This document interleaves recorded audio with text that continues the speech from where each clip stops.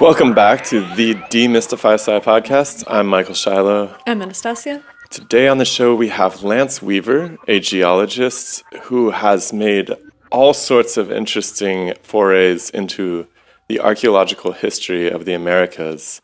And today he is presenting a unique view on the peopling of the Americas. Well, not so much the peopling, but the cultural transmission between different peoples, particularly transoceanic contact ideas. And they differ from the ideas that are being popularized by people like Graham Hancock in that Lance doesn't imagine a master technological civilization that governed the appearance of different monoliths and megalithic structures across the Americas. Before being wiped out by the Ice Age.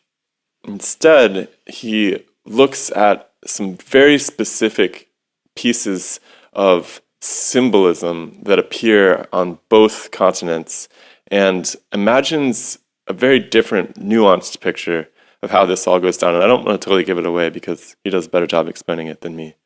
But what I love about Lance's work is that he's very careful and he's not leaping to any giant conclusions, but rather setting the pieces out in front of us so that we can make up our own minds. And I think that's really the best hope for science in the future, is a situation where stories are put forth, but ultimately it's in the hands of you guys and us to make up our own minds about what happened. Yeah, it's a wild ride of comparative archaeology, and Lance does a great job of presenting the evidence, and, he's obviously convinced by it, but is scientifically careful in that he doesn't assume that it is truth. He is simply asking people to take a close look at it and to consider that the stories that we have, that we rely on today, might not be the accurate stories. And that is what we love, because Demystify Sci is all about exploring the limits of human knowledge and figuring out where it is the stories that we're so fond of might not be exactly right. And so a huge thank you to Lance Weaver for coming by. We had a great conversation with him a few months back about pole shifts and potentially a different location for the ice cap during the last ice age. And so this is another great follow-up with him. Hopefully we'll have him back a couple months down the line. In the meantime, if you like the episode, share it with friends, leave a comment. And if you really like it and you want to help us out more, come join our Patreon. We're at patreon.com/demystifysci. We have big plans for the show. We want to be able to do live shows. We want to be able to start a foundation where we give people like Lance the grants that he would need in order to be able to pursue his study to great depth, because the guy has a day job and he's doing this just in his spare time, which is extraordinary. So any money that you donate to us on a monthly level, $3 a month, is what we're going to eventually put towards supporting people like Lance who are doing independent research that is going to help push our understanding of nature and humankind forward. So come join us. We also have a weekly patron chat that we've been kind of debating maybe doing twice a week, just because it's so fruitful. We get a lot of good information from our patrons. We get a lot of really good discussion, and so this is something that we're kind of growing along the side. And I would love to have it be free and open, but I think that there's something important about it being a community that people buy into, because then you have a sense of ownership of the place. It's not just some free-for-all. It's a place where you come and you cultivate it. You are a part of what we're growing. And so come by the Patreon, check it out. If you don't like it, you can always leave after a month. But we're at patreon.com/demystifysci. So at least consider it. If you don't have any money, that's cool. Please just share the podcast with somebody you think would enjoy it. It's the only way that we reach new people. And obviously, growing the channel is absolutely critical to getting the best quality guests. That's one of the first things they look at. So you can really help by doing almost nothing and sharing it. Give it a like and subscribe to the channel. Enjoy the conversation. We'll see you next time. The scientific revolution starts now. The Demystify Sci podcast. Let us see in the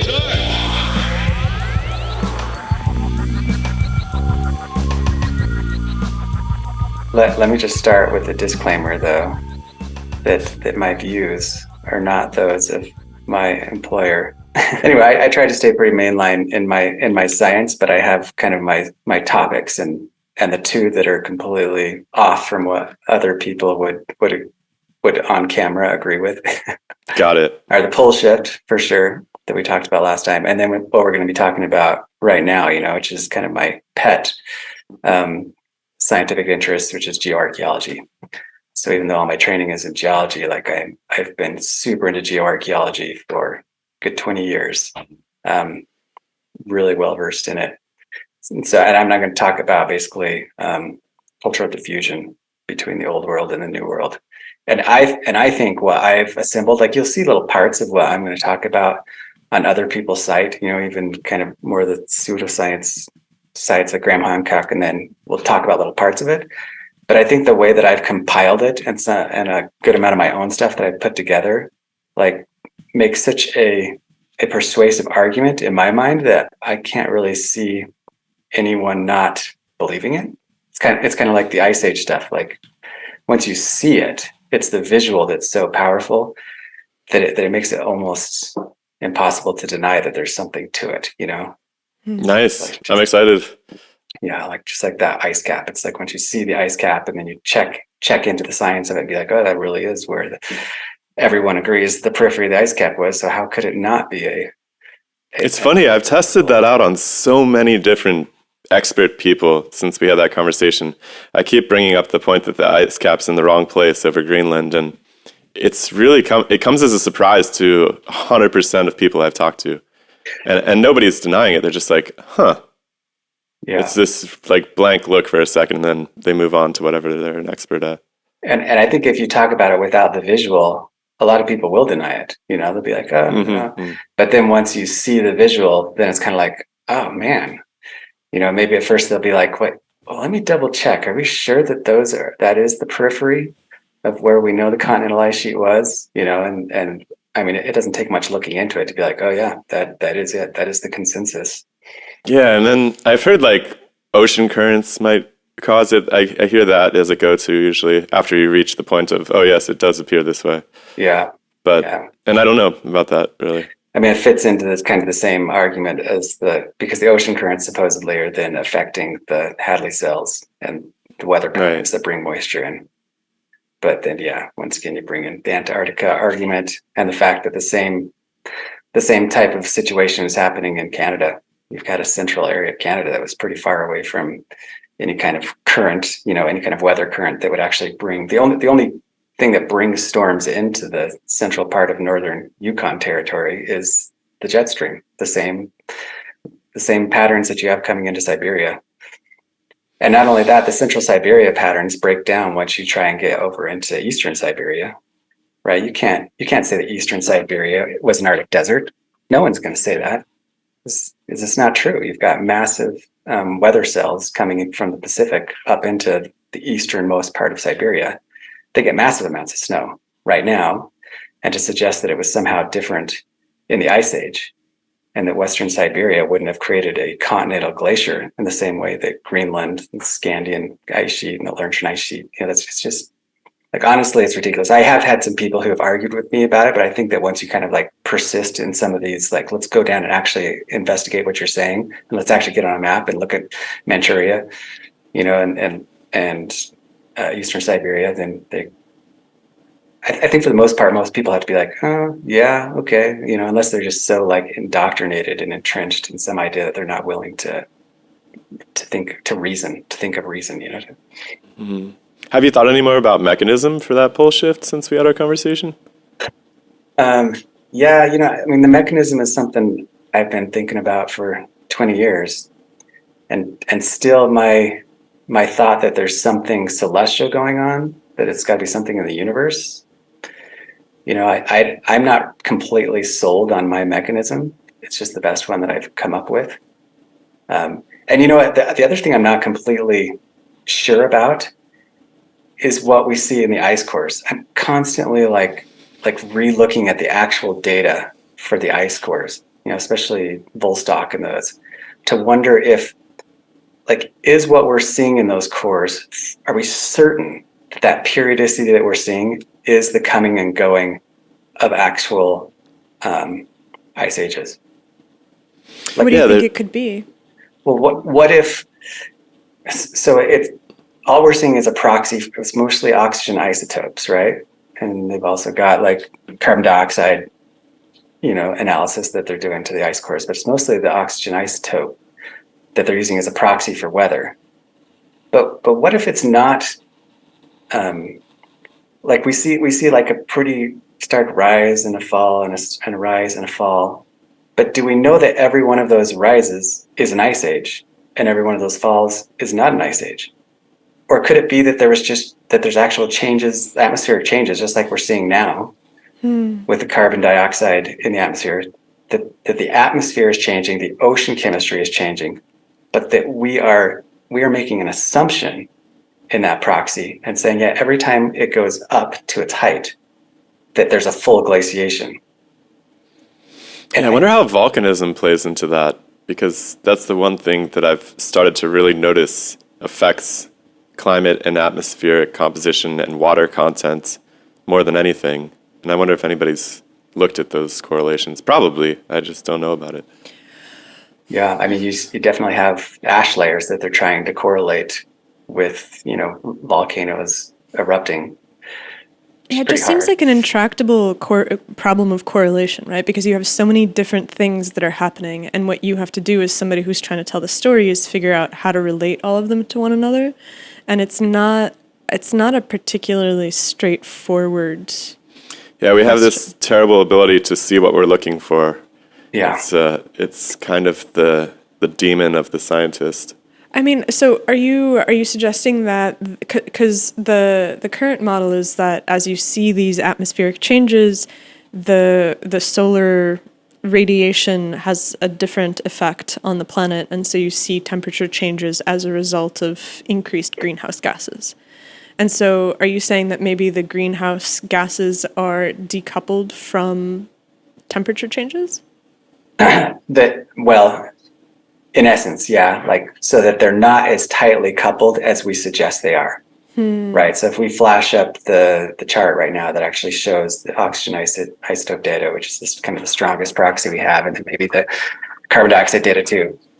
Are we sure that every time we see one of those highs, we see the oxygen isotope level go to, I can't remember what the unit is, are we sure that that is an ice age?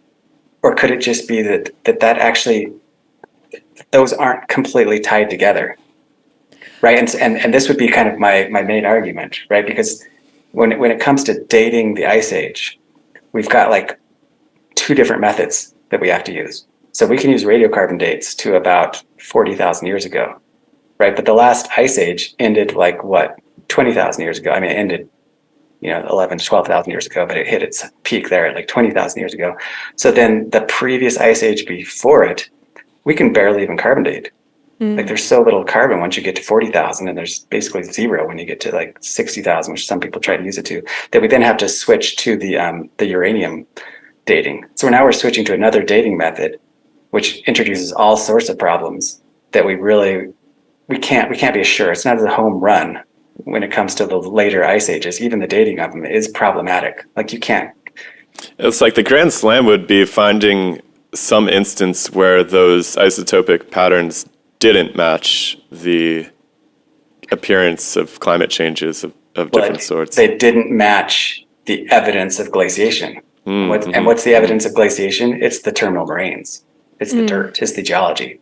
It's like when we actually go to Scandinavia or, we can go lots of different places and we can find a terminal moraine and then date that terminal moraine, because that terminal moraine is physical evidence that the ice sheet advanced and retreated. But so with the terminal moraine, if you're dating the moraine, aren't you just dating the age of the rocks that are in it if you're using uranium dating? Right. With radiocarbon dating, you're looking for organics, I see. Wood or peat or whatever.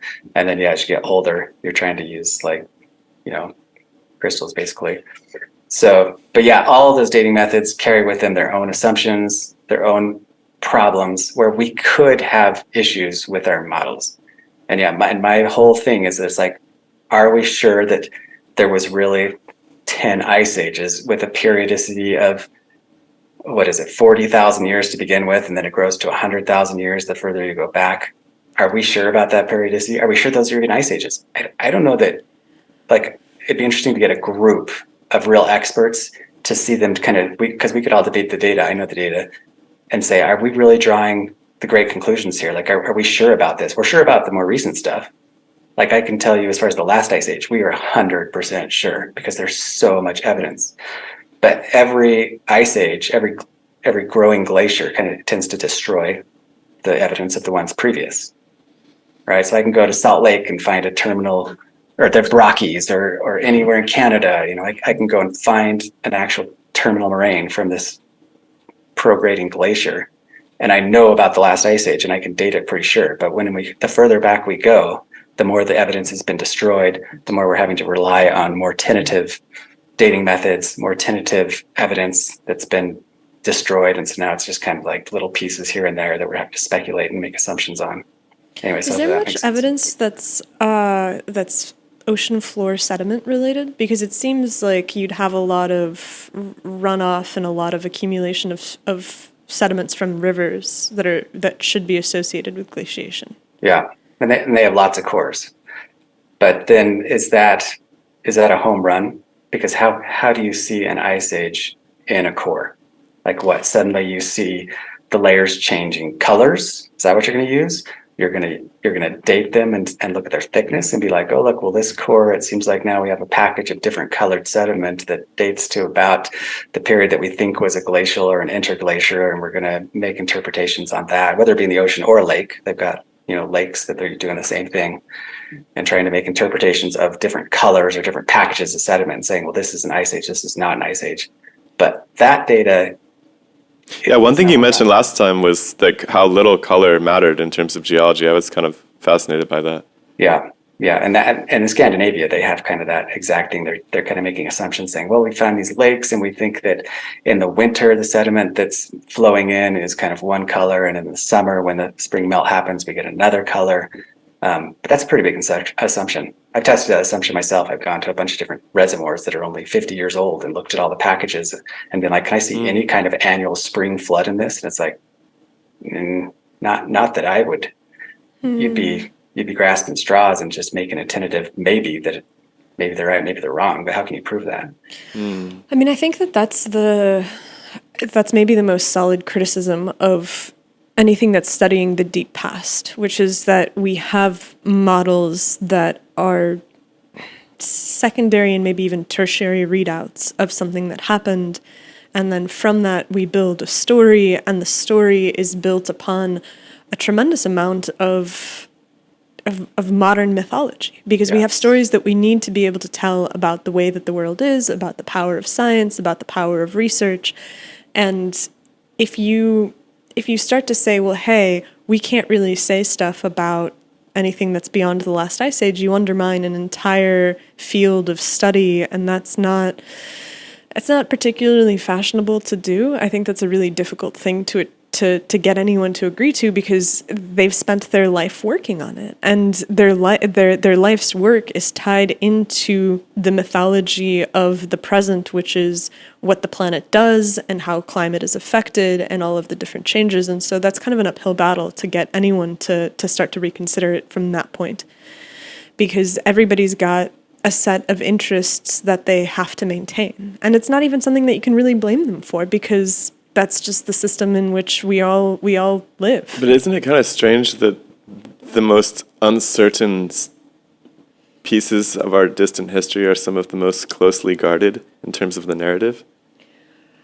I mean, okay, so there was something going around on Twitter today, which was the editor-in-chief of Science, his name's like Holger or something, went on this big tirade about how it's important for big science publications to endorse political candidates. And there was a chart that compared the perspectives of, people that are registered Democrats versus registered Republicans, and the Democrats in general, or the people who identify as being on the left, believe that the job of science is to take a political stand. People on the right think that the job of science is to, and again, this is broad strokes. I have no idea who did the poll or how they did it. I think it was a Gallup poll. But the people who identify as right-leaning believe that the job of science is to just objectively collect data and look at it.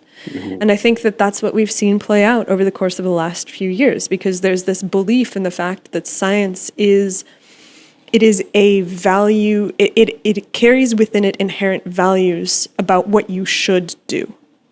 And the scientists are the people who you should look to, who can tell you the stories of how the natural world works, and then also what you should do on the basis of those stories. And so that's just the time in which we live. People believe that the science is not just the objective collection of data. It is also informative as to what you should do. Right. I mean, the problem with that is assuring its objectivity. If we could assure that science was truly objective, then it's like, yeah, sure, it should inform all of our political decisions and all of our personal decisions. But there's no such thing as truly objective science. Right. And people who think that it's objective, you should be scared of those people. Like anybody who's like saying, yeah, this is absolutely objective. It's like, no, you should realize that person's level of intelligence they're not introspective and circumspective enough to understand that all science carries with it its bias. That the majority, I shouldn't say all, because there's some science that everyone can agree on. Like everyone can agree on the sun, things that we can all see. But there's such huge swaths of science, especially when it comes to prehistory, which are based on assumptions that are not directly observable. So yeah, to try and it kind of reminds me of like the olden days where every king's court had their, whether it be a religious person or whether it be like their sorcerer, and it's like they're gonna rely on that astrologer to make their decisions. Are we doing the same thing? You are, if you're trusting science as being 100% objective.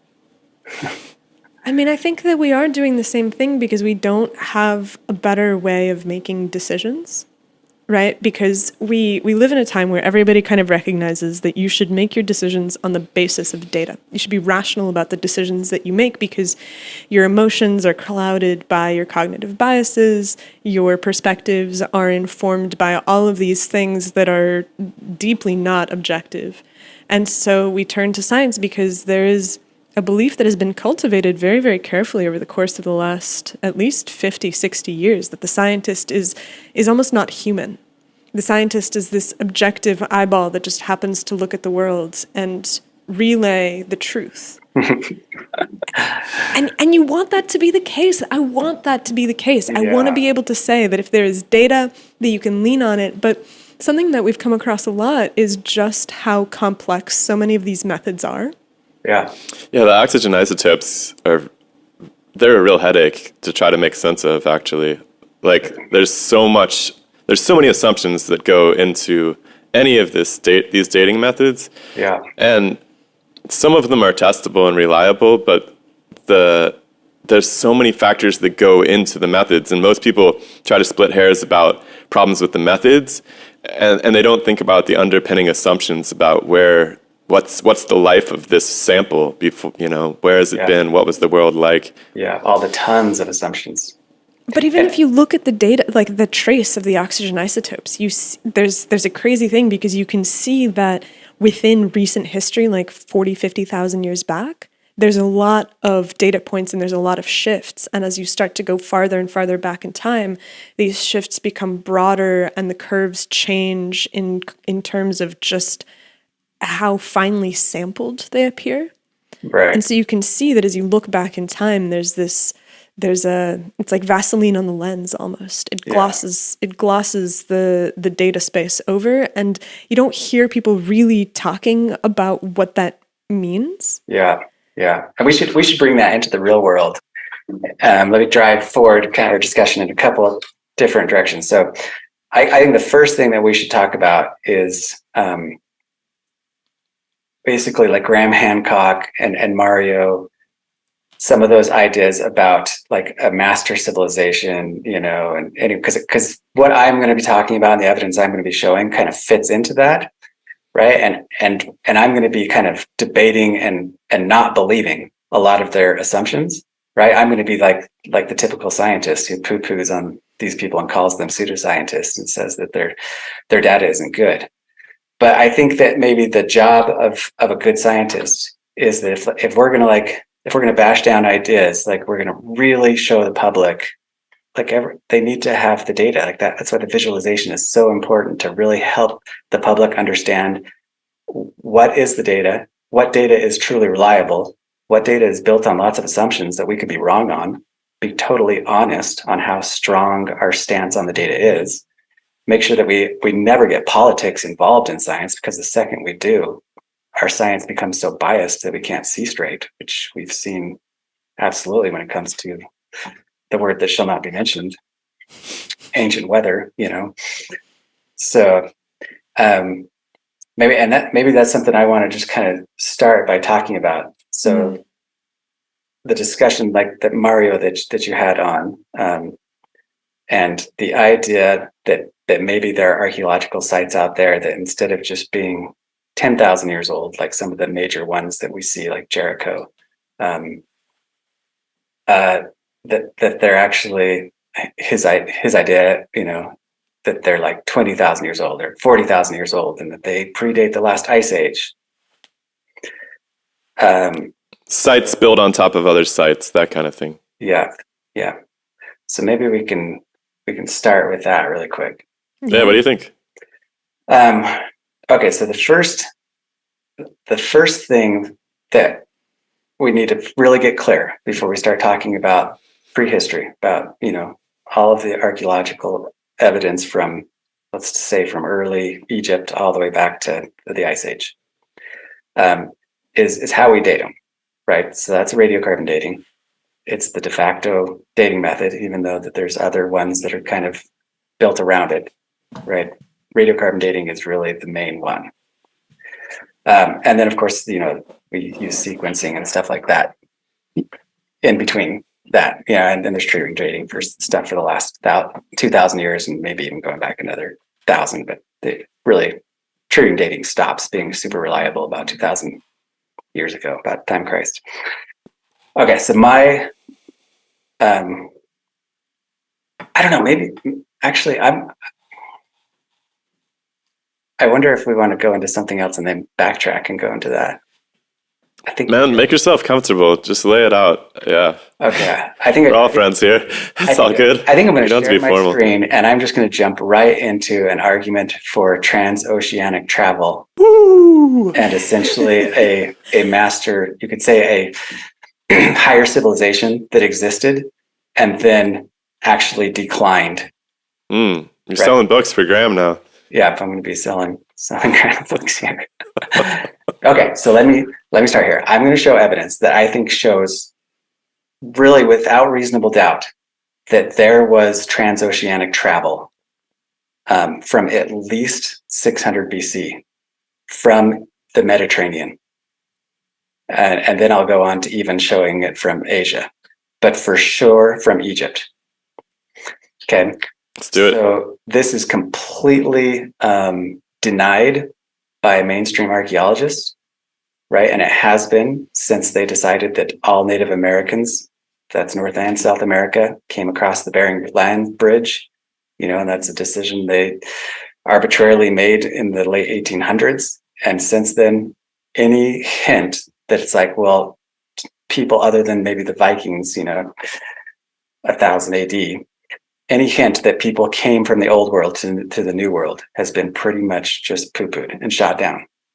Well, the genetic, they always lean on the genetic evidence. Well, they do now, right? They do in the last 15 years.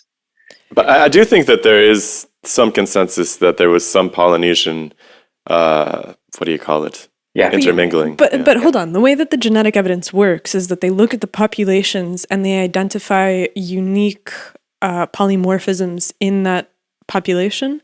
And so if you have a much earlier transit where the populations mixed and then separately evolved, and so would have completely unique polymorphisms that I don't think that you'd necessarily be able to tell. Like, I don't know. There's a lot of debate about, there's really, really deep back anomalous. Probably the best analog when it comes to the genetic evidence is that I see that there's a lot of literature on anyway, is Britain, like the Romans in Britain. So there's very, very little genetic signature of Roman Britain. When you look in a modern, sampling of Britons and try and find Italian and Roman DNA, there's basically none. Because those people didn't want to sleep with the Romans. I mean, Right. But honestly, that's one thing that always occurs to me in these genetic studies. I'm like, these populations probably hated each other. I mean, there's probably some pillaging and stuff, but that doesn't mean there's going to be an entire bloodline that survives. But is it also possible that Rome didn't have as pure of a bloodline as we think? Pure blood. Or I think that the consensus is that when you have a small number, like you can have a small number of some group come in and completely conquer a region, like the Romans did, completely alter their society, build massive fortifications, Hadrian's Wall, just like alter the entire society and rule that society, but not really leave a genetic imprint because there's just not that many of them. You know, maybe they're 5% of the population, maybe they're even less, maybe they're 2% of the population, but they are a dominant 2%. But then after they leave, a lot of them leave, a lot of them because they've oppressed the people, they get murdered, right? It's like 100 years after the Romans collapsed. It's like, if there's anyone who's a son of the Roman, let's kill him. And so they all have to flee. You know, we see that in modern imperialistic societies as well. So it's not hard to believe. And even in modern times, and even in the developed world, people do tend to mate with people of their own background. It's still a thing. Genetically, it gets drowned out.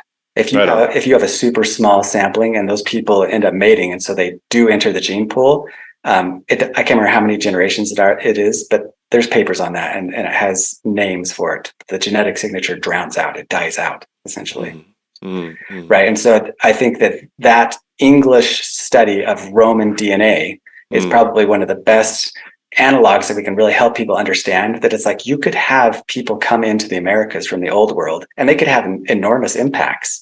In fact, they could have conquered the people to some extent in just certain reasons, but then their DNA signature could have died out. Interesting. And so when we talk about evidence for Egyptian transoceanic travel, what era are we talking about? So let me share my screen. The first evidence shows up around 800 BC. Let's see, screen share here. Yeah, I wanted to mention too that while it is wholeheartedly denied by mainstream archaeologists, there are a plethora of anomalous pieces of evidence all over the place in terms of artifacts. There's a bunch of, one of the most tantalizing ones to me was there's this hoard of coins found on an island in the middle of the Atlantic Ocean that dates pretty solidly to, I don't know, BC era Phoenicians. And there's a number of these little things that people just kind of shrug their shoulders at. I was reading this morning, there's a Wikipedia article on all of the, anomalous pre-Columbian contact possibilities. And one of the pieces of evidence was the appearance of the sweet potato in Polynesia. I saw that. And I think that there's some consensus that it might have shown up in Polynesia 100,000 years ago. And the explanation for it is that it drifted on ocean currents to Polynesia. It's that's absurd. Because I just read something on that recently where they are finding a lot of DNA, especially most of the studies now are focused on Brazil, Colombia, and the southern Mesoamerican area. But they see Polynesian DNA in the Americas. But then I think the article I saw was trying to say that the sweet potato probably came late. There's some carbonized plant seeds, I forget what kind of plant, also found in India that date I want to say really far, like 2000 BC, which is very strange. They're indigenous to the Americas. Sorry. So I mean, like the baseline is that there's weird stuff. There's weird stuff. There's a lot of weird stuff, and each one of them can be written off, but as a whole, it at least paints a picture of some degree of uncertainty. Yeah. Okay, and let me go through 4 or 5 of them really quick right now. So can you guys see my screen here? Yes. Yep. Okay, so this is the first example. So here on the left, this is Monument 19 from La Venta, right? So this radiocarbon dates between... And maybe if you could just describe the picture as you go to for people who are listening, that'd be awesome. Okay. Yep, so the La Venta one here on the left, dating between 900 and 400 BC, right? Radiocarbon dating. This is a massive monolith, right? So this thing is like 10 feet tall, 9 feet tall. And you've got this kind of serpent, right? So you can see its rattle there. It's obviously a rattlesnake, only its face almost looks a little bit more like a dragon than a snake. But a lot of people speculate this as being one of the earliest occurrences of Quetzalcoatl, right? At any rate, it's kind of like almost a bird-looking, an avian-looking serpent, but for sure a snake. But inside of it is the big thing. You've got this guy, right? And he almost seems to have like a fish bottom, but his mask, can you guys see this mask? He's very clearly wearing an eagle mask, right? So he is meant to look like an avian, right? This is a bird man. He's trying to wear a mask that makes him look like a bird. And he's holding this little satchel or bag, right? And is he snuggled up with Quetzalcoatl, or is he in his belly, or what's going on? Yeah, he's there? kind of like sitting in his belly, basically. I mean, it's making a cave-like shape. And we can talk about that later, because that's actually a motif that you find in Egypt. But the more powerful thing, this is among the Olmec in 800 BC. But this motif of kind of the Birdman lasts all the way to Teotihuacan. So here you've got like a Teotihuacan type of Birdman who's dressed as a bird and has a mask the exact same as what we see in this thing that dates from 800 BC. This guy is living, between 400 and 800 AD, right? And then even into the Aztec times, they still use this motif of this anthropomorphic avian man, a Birdman. And what are the time periods? So this, the Olmec monument is, you said 800 to 400 BC. Yeah. Teotihuacan is what time 400, period? 800 AD. Okay. Teotihuacan kind of dies out about 600 AD. But the motif's still used among the Toltecs and the Aztecs. So all the way to 1500 AD, they're still doing this Birdman motif. Okay, so compare that over here to these Assyrian motifs. Okay, so these they call Horus figures, right? But these are from Nimrud. So the really well-known archaeological ruins of Assyria in Upper Iraq by Mosul. Okay. And these are all like in the British Museum. There's a lot of them in the Louvre, right? They're super, super famous. And we're going to talk a lot about these wall motifs because there's more than meets the eye to them. And the Nimrod motif, it looks, I can just barely see it. It looks like 800 BC. Yeah, about the same time. So they all carrying these suitcases around too. Yeah, and that's the big thing, right? And this is something that you'll see on Graham Hancock and some of these guys' site, because they've noticed it's like what the heck? Like they're carrying the same bag. Like if they were just Birdman, you'd be like, yeah, I mean that's a common motif. People like to dress like animals. They dress like cats and stuff too. But where they're holding this bag, this super similar bag. I mean, if you can see up, it is pretty crazy, actually. Like, what are the chances that a group of Native Americans who evolved separately for 10,000 years coming across Siberia just happened to create a Birdman carrying a similar bag? It looks like a Gucci bag or something. Yeah, because I mean, like you can imagine that the bag is a common motif, but the idea that it would be such a similar bag is a little weird. Yeah, totally weird. And accompanied with the Birdman. Yeah. And even if this was it, like if this is the only thing you're looking at, you could still, as an archaeologist, be skeptical and be like, yeah, that is pretty crazy, but maybe not enough to overturn the whole of our scientific consensus on cultural diffusion between the New and Old World. But when you combine it with these next things I'm going to show, then I honestly think to deny these, you have to start to like become crazy. Well, you had one more thing on that slide, which was Göbekli Tepe. Yeah. And I'll talk more about that. But yeah, you've got the same bag and bird motif in Göbekli Tepe. And what era is Göbekli Tepe? I'm trying to like make a timeline for myself. So Göbekli Tepe, like Jericho, is one of the earliest really advanced Neolithic sites in the world. It's like 10 to 8,000 BC. So it's really, so do you, okay, well, you said we'll get to it. Okay. Yeah. And I mean, I would just throw out that I think the Göbekli Tepe and Jericho, there's really only a couple really isolated sites that they look a lot like. Göbekli Tepe is a very circular structure that looks almost like Stonehenge. And there's some other sites in Spain that look almost identical to it, right? On some of the islands of Spain, like literally almost identical to Göbekli Tepe. But they're all late or Middle Bronze Age. So they're all dating to like 2000, 3000 BC.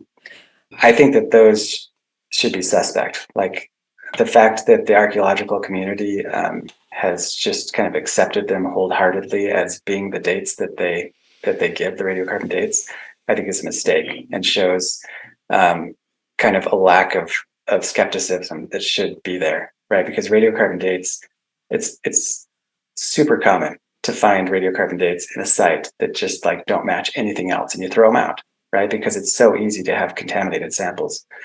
Well, the same is actually true for entire sites. If you have a site that's sitting on some kind of a carbonate, right? And especially if it's a pulverized carbonate in any way, or if there's a groundwater system that's bringing the carbonates through the subsurface, which is the case in Jericho, and in the case of Göbekli Tepe, it's kind of a pulverized carbonate. When it goes way older than it's supposed to, you should suspect that there's probably some contamination of the radiocarbon dates, because groundwater or something is bringing up carbon within the limestone and mixing it within the carbon of the samples that you're getting and giving you an older date, right? Because there's no radiocarbon in limestone or caliche. And so it's really common. It's the same is true in caves. Like really often you'll find you'll find samples in caves that are way older than any of the surrounding archaeological artifacts. And it's pretty often that archaeologists will be like, oh yeah, we're going to trust these dates because it'll make us famous, right? They can publish. We found something that's 10,000 years old. It's older than anything else. And so now we can publish on it. When it's like, no, you should be suspect of that date.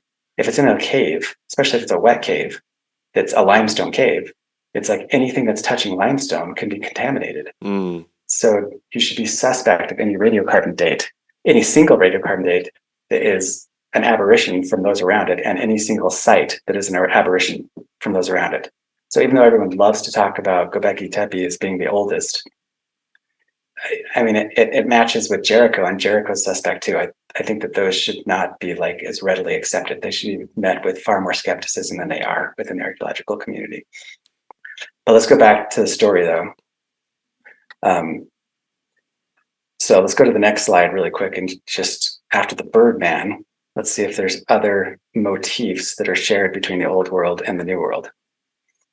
Okay, so here we've got on the left these kind of Horus griffin animals, right? And you can see them kind of trampling a captive, right? So it's basically a bird lion trampling a captive. And these are found also just right near Nimrud in the Assyrian culture of Iraq, near Mosul.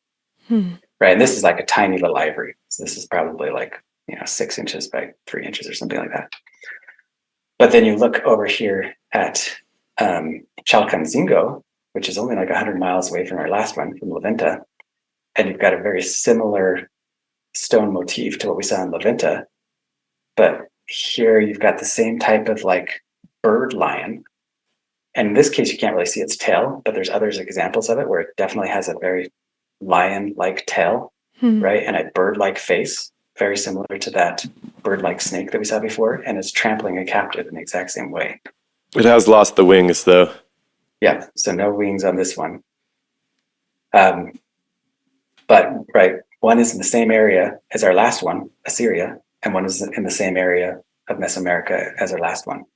So it's our second kind of like, that seems kind of fishy. And maybe you might think, well, this one isn't quite as like much as a home run as the last one. But when you take them together, it's yet more evidence that it's like, I mean, really, could that have evolved separately after 10,000 years of non-contact? And they both are like doing this same like trampling a captive motif? Maybe not. Let's go and see if there's more though. So then move on to the next one. Okay, so this, you can see this figurine. Let me turn on my laser pointer. Here on the left, right? This Etruscan figurine was found under a second subfloor in the city of Toluca. And this one is one that archaeologists, right? The last ones, the archaeologists probably would have just denied and be like, oh, they were planted or something, if they were small. But because they're as big as cars, there's no doubt that they are authentic archaeological finds. But this one is like this big, right? It's like 2 inches in diameter. It's a tiny little head. And so archaeologists said this is a hoax, But if you get into the literature and actually read like this is a distinguished archaeological team who was doing this dig, and his grad students found this, and they swore that they did not plant it, right? They've got like their affidavit saying, we did not plant this, we found this. But yet the greater community around him is like, oh, well, that's so obviously Etruscan, because like we see here on the slide, all these other little heads, these figurines are really common in the old world. They find them everywhere from Italy to Turkey to Greece. But I was reading about this one this morning a little bit. These are later figurines, though, right? These are from like the late Roman period. So I have my dates on here. Some of them are, but you can see this Etruscan figurine, the bottom left, that's from the 4th century BC, right? This other one, 4th century BC. This other one in Pakistan, 4th, 5th century BC. This one, 5th to 4th century BC, right? Which is when, so the subfloor that they were digging in, I'm trying to remember the radiocarbon date on it in Toluca, but I'm pretty sure it is BC. I think it's close to 100 BC or something like that.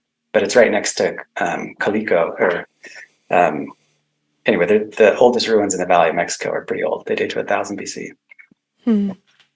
There was 2 major population centers in the Valley of Mexico that date to 1000 BC, even older than La Venta.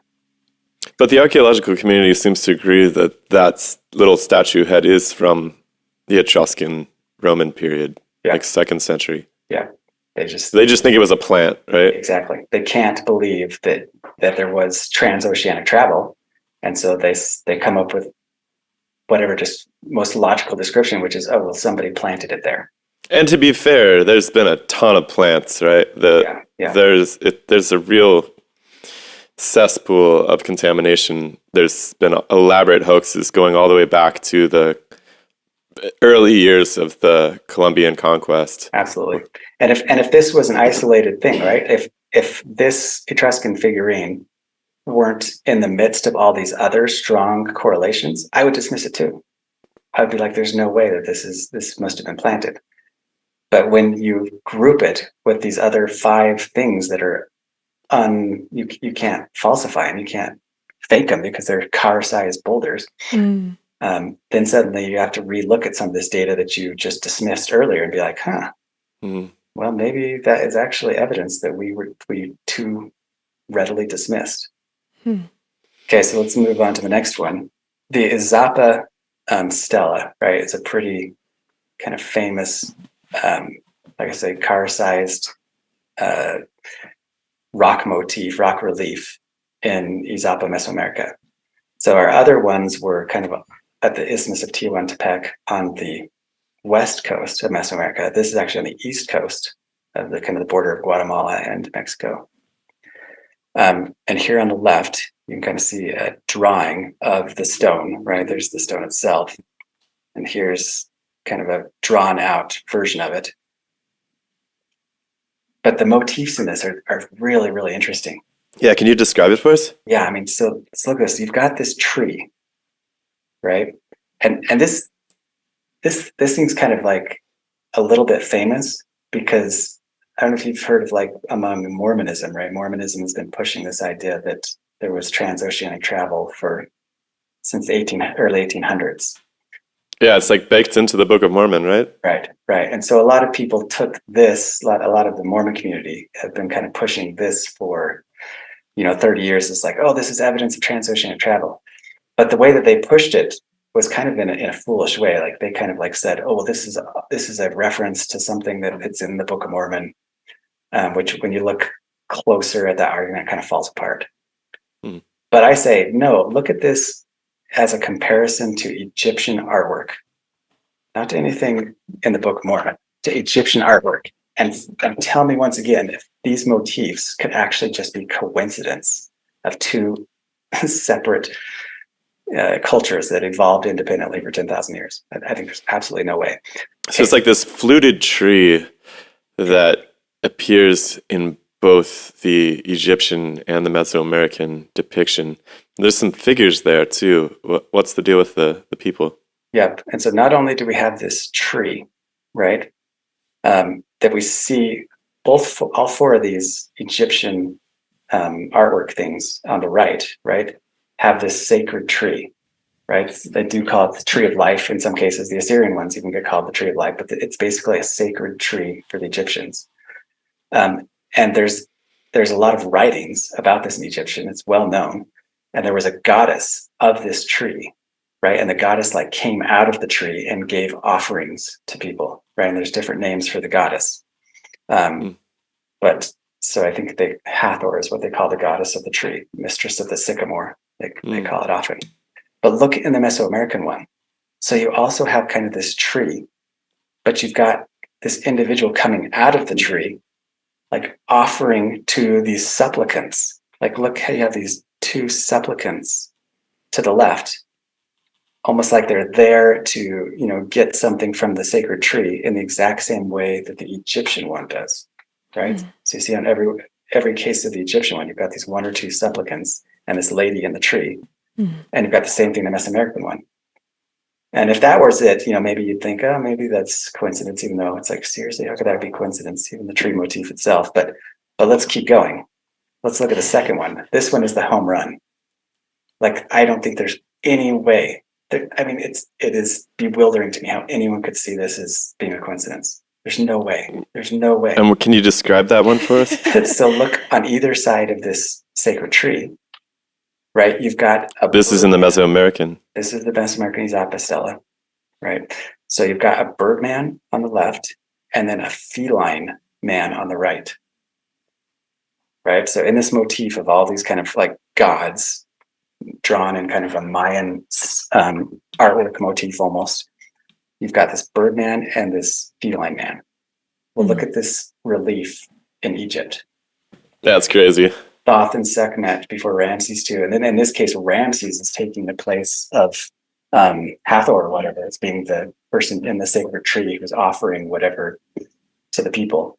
And on either side, you've got the feline and the birdman, right? You've got Thoth and Sekhmet. So like to have those motifs all on different continents, like there's no way. How on earth could you say that is a coincidence? There's no way. But yeah, like the specificity of it, if it was the same drawing, but the identity of the gods were different.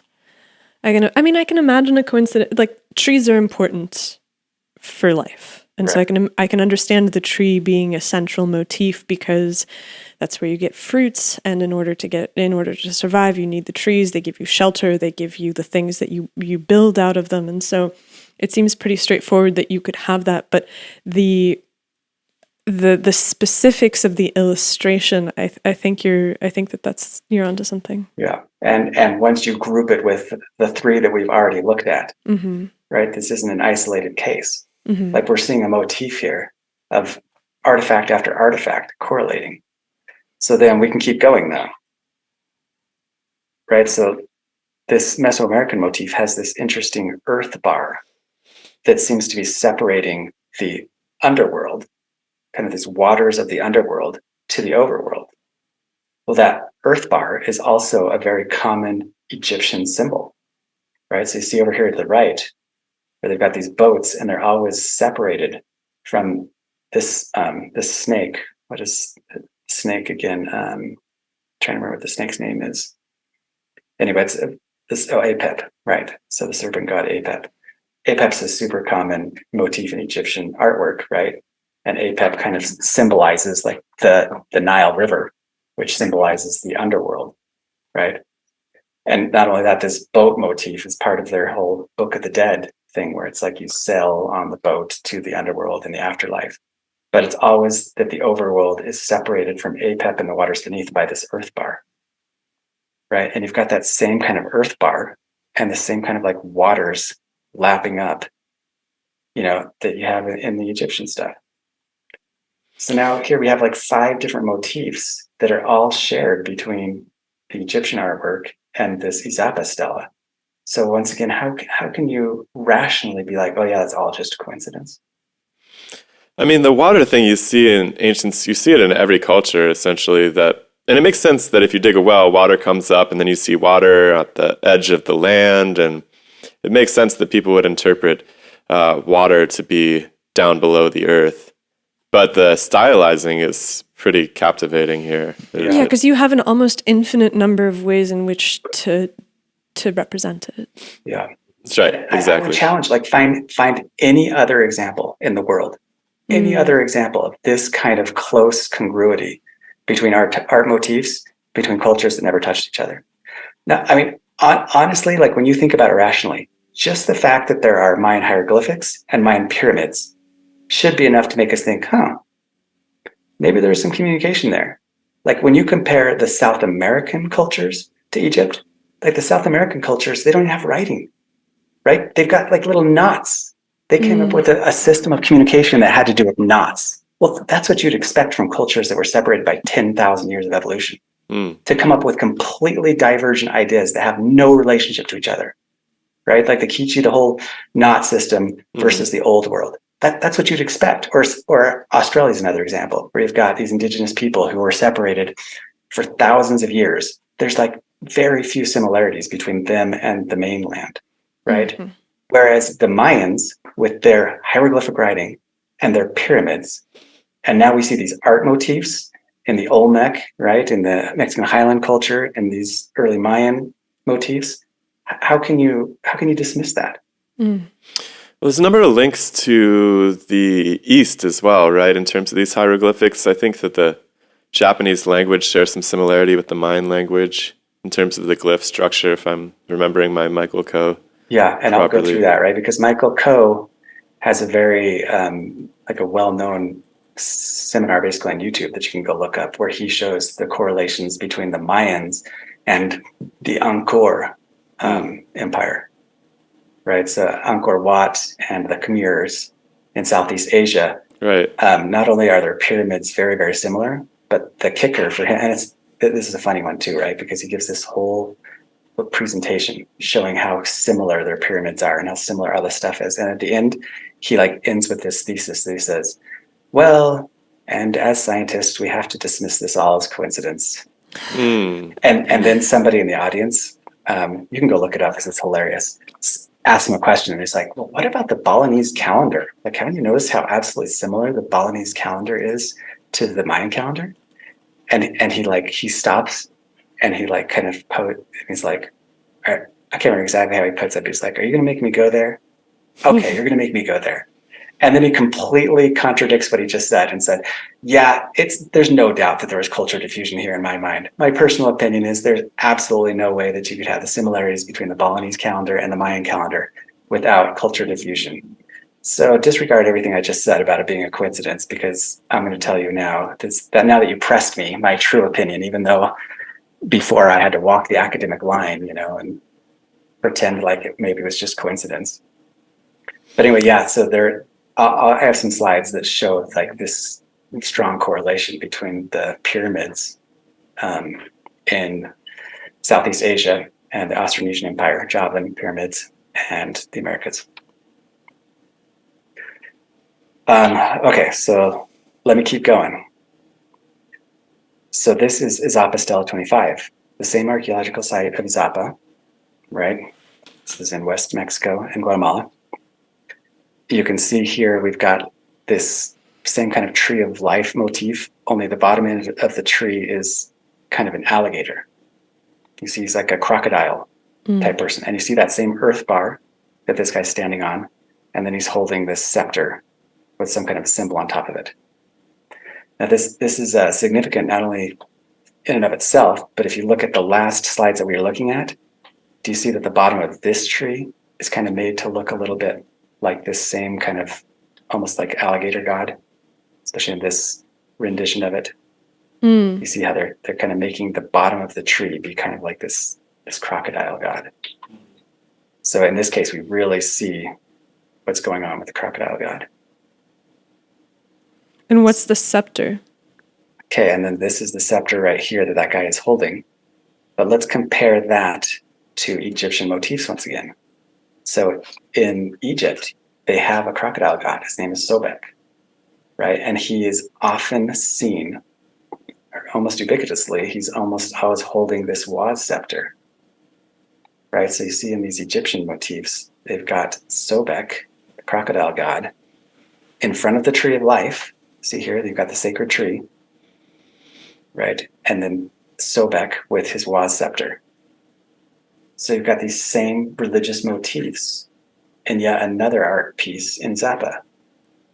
And so then I ask again, it's like for real, what are the chances that this is coincidence? What are the chances that people came across the Siberian straits during the Ice Age, migrated their way to Mesoamerica, evolved independently from 14,000 BC to 500 BC when these things are dated, and yet just happened to come up with all the same religious motifs as Egypt, with the bird gods, the Sobek god, the Waz scepter, the earth bar. It baffles any reason, like in my mind. Like I don't know how you can even. The scepter is pretty different. Yeah, the scepter is not super convincing. Well, okay, so but you got to think of what I'm. So we're not saying that some Egyptian that carried Egyptian artwork to Mesoamerica. Like these are Mesoamerican artworks, Mm-hmm. and they could be separated for 100 years. Like maybe these people had come from Egypt and lived in Mesoamerica for 100 years. So they're not going to draw the exact same things. They're just going to draw the same motifs. Well, they're going to carry the stories probably more than anything, right? Right, because they're religious motifs, they're religious iconography. It's like the cross in Christianity, and it's like the Holy Grail and all these like strong religious motifs. They're not always drawn exactly the same. Like they take artistic license, but it's just the presence of the religious icon itself that is the convincing thing. And I would ask once again, like go to South America and try to find Sobek. You won't find them.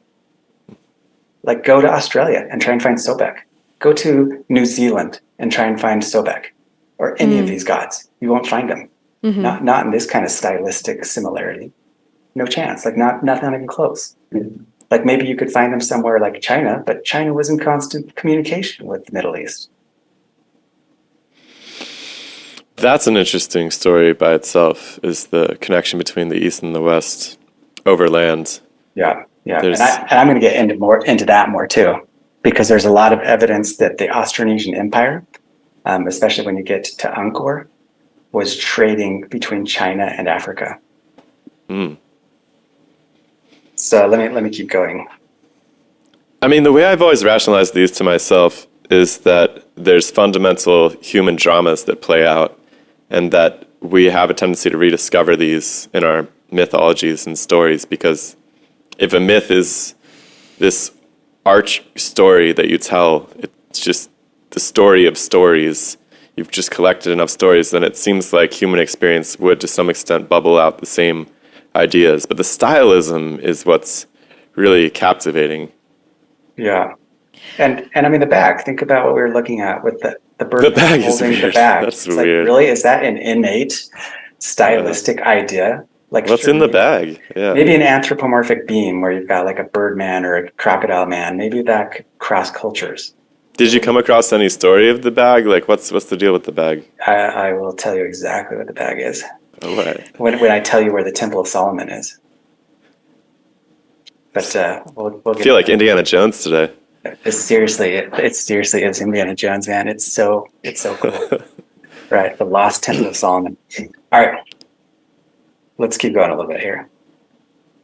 Okay, so in North America, there's actually like lots of little artifacts that connect the Eurasian continent to the Americas, but they've all been dismissed, and probably rightly so, because like 90% of them seem like pretty obvious forgeries, right? Especially in the New Mexico area, there's just a lot of things that like seem that they're just super suspect. But there's a couple that maybe aren't so suspect that have been dismissed. And these are just a couple of examples, like the Chief Joseph cuneiform tablet, right? This is just like a little tablet that was found with Chief Joseph in the 1800s, late 1800s. The Harn cuneiform tablet, the Shawnee Creek stone. You can look these all up on Wikipedia. They're all things that if they were on their own, any scientist would be right in dismissing them because they were suspect. They're not found by archaeologists. They're found in environments where it's like, yeah, maybe this was planted, or maybe somebody brought this over. It's obviously an Assyrian artifact, but someone could. And these show some sort of hieroglyphics on them? Is that what we're looking at? Cuneiform. So all the Assyrian artifacts that we've been drawing correlations with, right? Their main language is cuneiform. Like the way they wrote their Assyrian language was in cuneiform, and it's a very distinctive kind of tick mark language that's almost more similar to Chinese and Japanese than to anything in the Middle East, even though it was pervasively used throughout the Babylonian and Assyrian empires. But yeah, they find it in these little artifacts in the New World, and they're all dismissed. And rightly so. I would have dismissed them too, except when now you start to tie all these things that I've already showed us, right? All these old world things to New World, then maybe we need to revisit a lot of these artifacts that have been dismissed because they're. But the timing of this is crazy, right? Because the stuff that we've been talking about so far has been largely like 900 to 400 BC ish, but these cuneiform tablets, the first one, it says that it dates to 2000 BC. Yeah. So like, was it just knocking around for nearly 4,000 years? Like, how does a tablet like that survive for that long, not buried in the ground? Well, it probably was buried in the ground. So this is my belief. So cuneiform is like one of the oldest the Egyptian kind of did the same thing, right? It arises at like 3000 BC and then stays like relatively unchanged all the way till like, I can't remember what it is, when it fell into disuse basically in the Christian era, 100 to 300 AD, it stopped being used completely.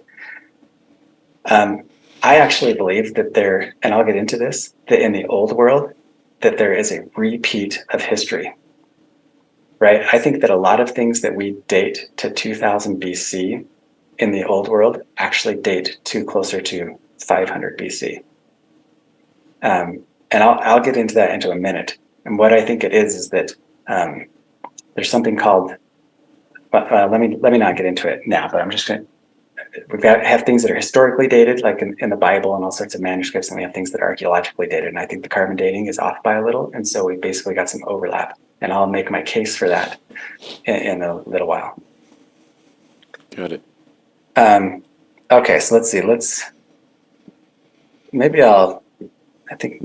me exit out of this and just stop staring at my screen for a minute and talk about some of these other things. Whoops. Okay, let's see. Did I stop sharing?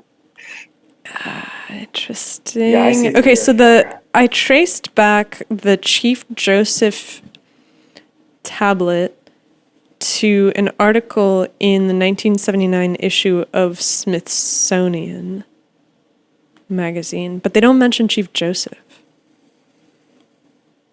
So it's like it just seems like an artifact that doesn't have a ton of provenance.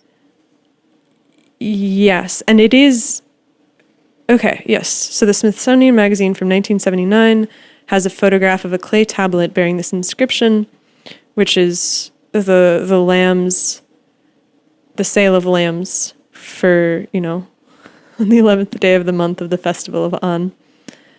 And then Robert Briggs from the University of Chicago translated it.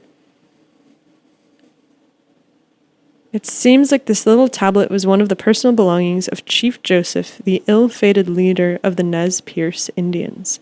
I mean, it's interesting because it's a piece of evidence that's not even cataloged as needing examination or explanation. Because normally, at least, okay, so you have an anomalous piece of evidence, and you'll have a rational wiki article that's just like, they're idiots, they're misrepresenting it. Or you have a Wikipedia article that has some history of it. But the idea that there's this thing that was discovered that in the 70s was viewed as being relatively robust, and it's just not there. Yeah. That's weird. That's weird to me. Like, it shouldn't be like that. But so many of the North American artifacts were found by people because everything was just so pillaged, right? So then it becomes a hearsay, he said, she said thing. Like this Hearn tablet, it's like some lady finds it in her garden and she maybe swears that she dug it from a foot deep and that no one could have stuck it there. But then the archaeologists are like, well, that's obviously not American it's obviously Mesopotamian, and so then it must have been planted. And so then you've got kind of like this he said, she said, who's telling the truth? How do we know someone didn't plant it there? And like I say, I dismiss those too if I was an archaeologist, except for now that you see the conclusive similarities in Mesoamerican artifacts that can't be fabricated because they're the size of cars. Yeah.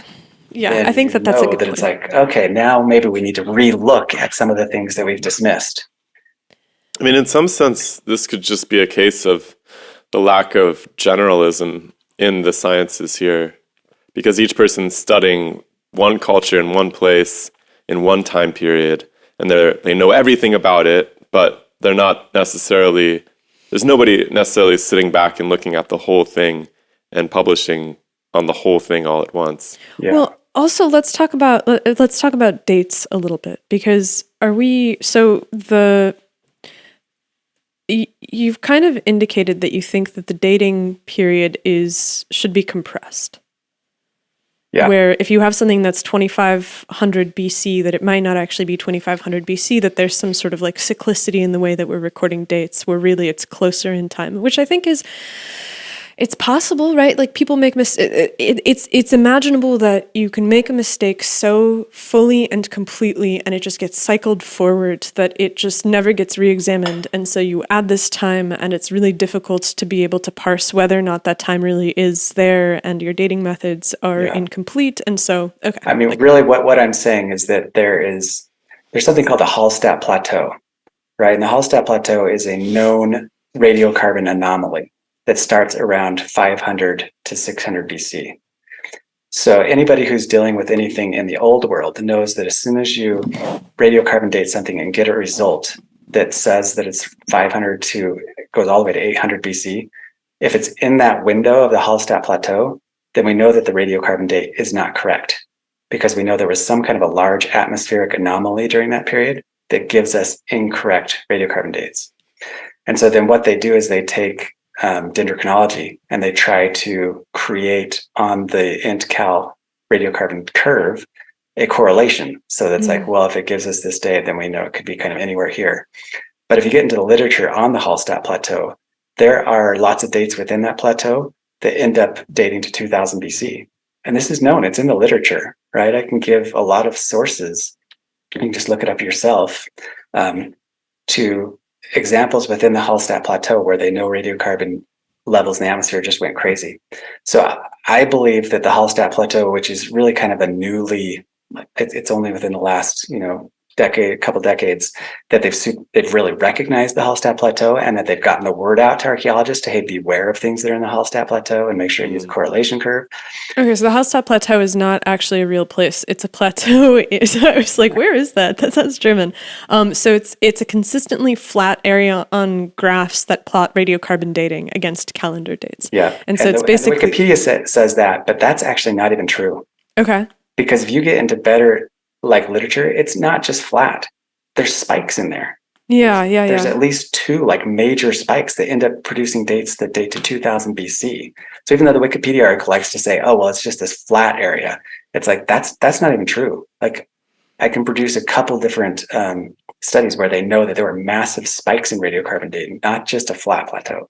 And so basically, like the plateau is in this graph that is calibrated date versus radiocarbon determination, and it's basically a perfectly straight line that descends from the top corner to the right corner, and then around the calibrated date from between 800 and 400 BC, like what you're saying, the line gets screwed up. Instead of continuing along the same slope, it flattens, and then it has some features on it, which means that inside of that window, as you're getting dates, you're getting weird radiocarbon determination relative to actual date that isn't lying along the trend. Yeah, and there's go ahead. And there's also a really weird sharp change in the curve after the Hallstatt Plateau as well. So, and we talked about this in our last interview, basically, where we're talking about how that, if there was pole shift, then it would affect radiocarbon dates. And we talked about scientists know that radiocarbon dates aren't all perfect, and they're trying to do their best to make corrections for where anomalies have occurred. And so they distinguish between radiocarbon years and actual years, and they're trying to do correlations, but we're still in the infancy of that science. So what I'm saying is that there is a major issue during that Hallstatt Plateau between about 400 BC and 800 BC. And that I think a lot of things that we get dates for, like the entire region has gotten overlapped. And we have a radiocarbon dated set of history and a historically dated set of history that actually are the same thing, but have gotten tacked onto each other like this. And I'll talk about that later. And yeah, I mean, because looking at this Hallstatt graph, it seems like everything's wonky from about like the radiocarbon determination of about 2600 before present to, I mean, 2200. What's the x-axis determined by? So yeah, can you explain? So it's the y-axis is radiocarbon determination, and then the x-axis is calibrated date. Yeah. So one is the true date, and one is the radiocarbon date that is given. What do you mean true date? Yeah, can you explain that? So one of them is the date that the machine gives us when we actually get the amount of radiocarbon that was in it, right? And we find the half-life. The other one is the date that it actually happened at. So let me give an example. So we get a sample from Israel, and that sample radiocarbon dates to 800 BC.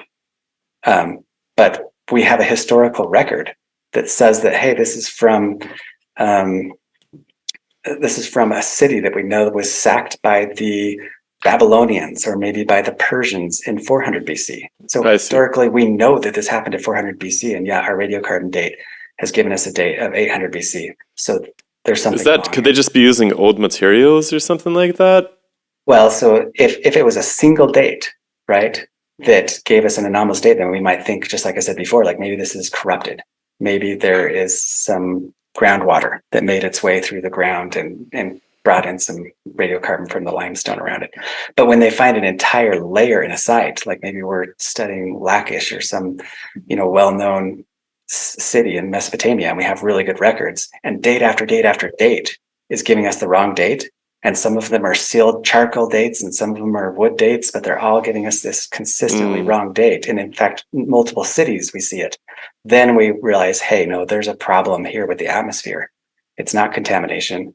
It's not a marine reservoir effect, which is another thing that could make radiocarbon dates be off, because the Mediterranean itself can bring in and corrupt dates, because it actually has an evaporation rate with different levels of radiocarbon. So you get little isolated regional problems, but they find this all over. And so they realize, hey, this is like a major problem with the atmosphere. Does that make sense? That's wild. But that's really, so, okay. Are there any time points where the radiocarbon date gives the actual date and you don't have to make the adjustment, or do you always have to make? Okay, no, so there absolutely. are places. Like in fact, all the time from the time of Christ to about 400 BC, radiocarbon dates seem to be spot on within 50-year window. And so, how much of that is that's just when we got really good at recording history? There is some of that, and not only that, so that brings a big point, right? Because the only place that we're able to even know that there is something like the Hallstatt Plateau is the Middle East, where there's good dates. Whereas in the New World, in the Americas, we have no historical records. So if we get a date and it says 800 BC, we have absolutely no way of knowing whether it's right or wrong. Okay, and so with the Hallstatt Plateau, so the Hallstatt Plateau is mostly in the Mesopotamia? It was discovered in Mesopotamia, and that's the only place we have records well enough to prove that it's a thing, to prove that our radiocarbon dates are wrong. And so we have no idea if it's also happening in Europe and in Mesoamerica. Exactly. And, it could be global. It could be global, crazy. Like the entire Earth's atmosphere could have had a carbon spike in it, or perhaps maybe it was just the Mediterranean. Maybe a volcano erupted and that volcano dumped a massive amount of ash in the Mediterranean. And so then the surface layer of the Mediterranean now had radiocarbon diffused carbon dioxide in it that then evaporates in the atmosphere. And then for a couple hundred years, before that water has a chance to mix, it corrupts all the dates downwind from the sea. Like that kind of thing happens. And so as like a geoarchaeologist, right, kind of, like I said, my specialty is kind of like thinking about those things on how the Earth systems are interacting with archaeology. Have you looked at any eruptions that we can put a finger on? Yeah, the literature has some. They suggest a few of them even for the Hallstatt. I think that the big ones they think are in Iceland. I suspect, though, that there was probably something closer. Like Italy has a lot of. Anyway, this gets into things that I've wondered. Like I've wondered if Santorini, right, with this massive Thera eruption that we know that ended the late Bronze period, is it possible that we're dating it wrong? Like the Minoans? And the major eruption that destroyed the Minoans. The Bronze Age collapse. Yeah. So we date it at, God, it keeps changing, right? But I'm trying to remember what it dates to, somewhere between. I want to say like 1500. Yeah. I think it's around 1500. BC. So how do we know that that's right, though? How do we know that it's really 1500 BC? How do we know that we haven't completely done our? How do we know our history isn't wrong in some major ways?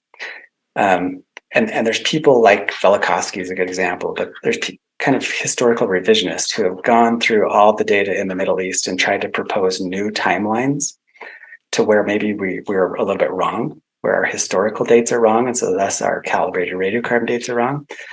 I propose my own, and mine is based on two different things of evidence that I want to go over really quick.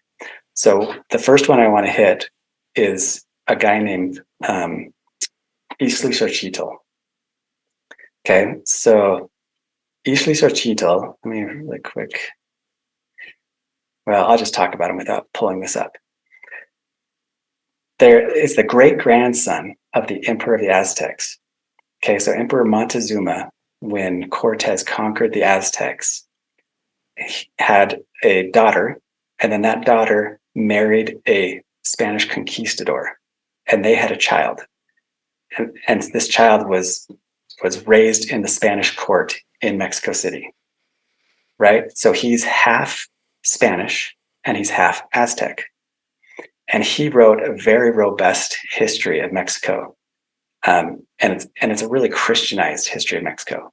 He boasts in the beginning of it, right? This history of New Spain, that he has complete mastery over the Aztec language, right? So he knows, he knows the language, he knows the ancients, he can read their pictographs, and he goes around the whole of Mexico City and Cholula, and he interviews all the ancients, all the old people, and they actually had an entire caste of historians that kept the history. He interviewed them, and then he wrote this massive, 200-page history of Mexico.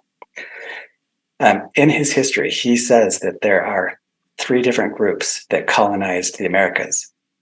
And he says that one of them came from the West, and one of them came from the East, and one of them he doesn't say where they came from. Right, and then he tells a little bit about Quetzalcoatl and some of that, and coming from across the sea, right?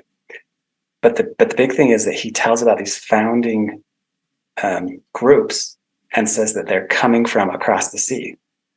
So then we have what I consider a reliable. A lot of historians don't like to believe. I don't know. Actually, historians are bipolar when it comes to Ixtlilxóchitl, because they like to believe his Chichen history, but they don't like to believe his history summaries because it's too Christianized, right? Because he tries to draw all these correlations between biblical events and Aztec mythology and say, look, they're one and the same. He tries to say, look, the Aztecs believed that these people came from the Tower of Babel, and gives all these examples. And historians say, no way, there's no way. But this is another example where I say, well, okay, look at all the evidence that I just proposed. Like, if you look at those stelas and those reliefs and see how close they are to Egyptian and Assyrian reliefs, that I don't think that any rational person can just dismiss them, then maybe we should relook at Ixtlilxóchitl's history and actually believe him when he says, historically, that the ancients said that groups came from across the sea, from Egypt and from Assyria, right?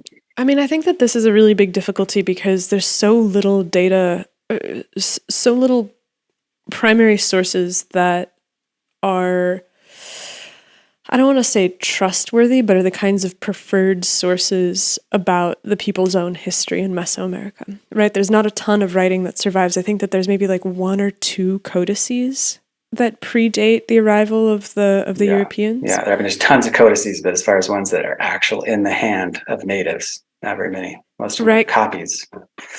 Because I was looking at the Florentine Codex, but the Florentine Codex was written under the supervision of a priest who was basically walking the conquered natives through the stories that they were telling. And so obviously that's going to be colored by like, these are the stories that you have to tell, and this is how you have to represent yourself. And so I think that historians have a really hard time knowing how to parse these pieces of evidence, because we know that people are biased. We know that people don't tell completely accurate stories. And so, like, okay, why is there a resistance to the idea that the Egyptians could have come across and that they could have had contact with Mesoamerica? What is the resistance to the idea? So let's say that there are these pieces of mythological evidence. The stelae describe pretty obvious correlates between Egyptian iconography, Mayan iconography. There's overlaps with the language. Okay, so it seems plausible that you could construct a theory. What are the arguments against it? I think that there's a story, basically, right? And it all boils down to anti-colonialism. Whoa. But essentially, it's the fact that these colonialists came into Mesoamerica and North America, for that instance, conquered the people, and then the people, they have sacrificial systems. They've got pyramids. They've got a lot of things that remind the Spanish of the old world. And so now the Spanish go overboard and say, these are the lost tribes of Israel, right? And they're basing that hypothesis on fact, but they're blowing it way out of proportion. And it could be coincidence. And so they're building this narrative that it's like, oh yeah, these guys are all the lost tribes of Israel. And that was the predominant view for a long time among all the learned people, because they were being taught that by the Spanish, because that's what the Spanish wanted to be true. But it was based on the Spanish's observations.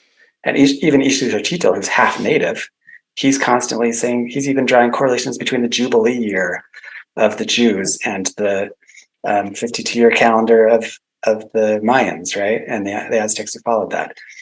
So anyway, there's actual evidence that he's basing it on, but he's like really trying to Christianize these natives. And so then after the natives finally kind of take back their power, kick the Spanish out, and now they're kind of a mix, but there's now a counteroffensive. It's like, look, you've stripped us of our culture. You've made us into a bunch of lost 10-tribe Jews. Now we're going to kick back.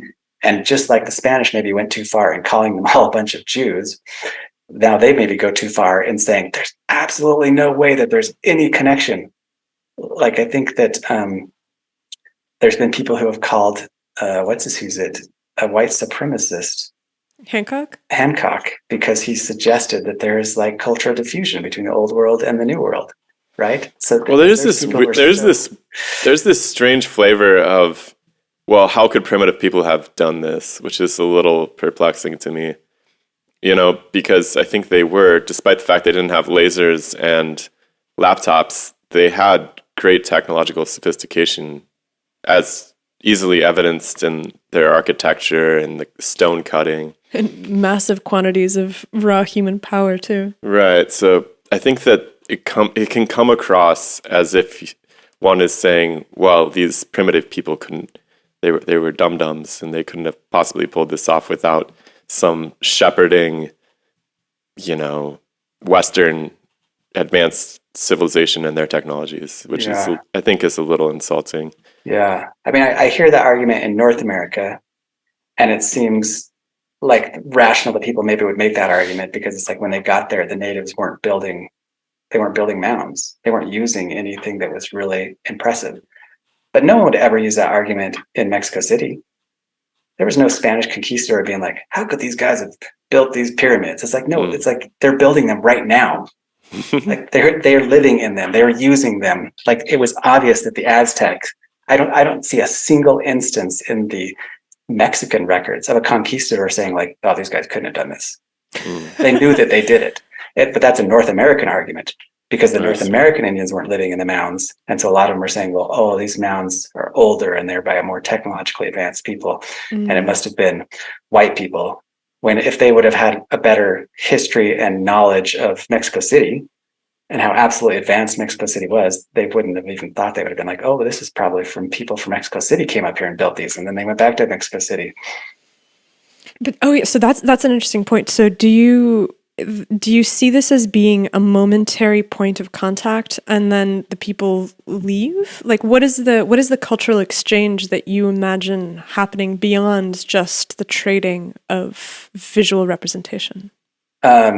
So I go back to the most obvious fact of pyramid and hieroglyphic writing, right? I think that it was enough that it's after these things appear. Like these are some of the earliest forms of writing of hieroglyphics in America. Izapa's from like 200 BC, but this La Venta thing, that's like one of the earliest forms of writing in the Americas. And so then you got to think, oh, this is like Olmec, like the mother culture, if you want to still call it that, sister culture, whatever you want to call it. Like this is, they had a big impact because it's one of the earliest forms. And then suddenly the entire continent starts doing the exact same thing, starts building pyramids and using hieroglyphics. But it seems like we know next to nothing about the Olmecs too. I'm always trying to ask the archaeologists about the Olmecs, and it's just it's so hazy to me still who these people were. Yeah, I mean, there's aspects of it that are kind of hard because, like, the Olmecs are originally were just thought to be around the Isthmus of Tehuan to Tepec, but now they find that the Olmecs are all the way down to Guatemala. They're in the Mexican highland. Ixtlilxóchitl and Toluca in the Mexican highland predate some of those things like La Venta. They're closer to, they might even predate San Lorenzo. You know, they're like dating to 1500 BC. So then which came first, the Olmecs of Tehuan Tepec or the whatever you want to call these Olmec influenced groups in the Mexican highland?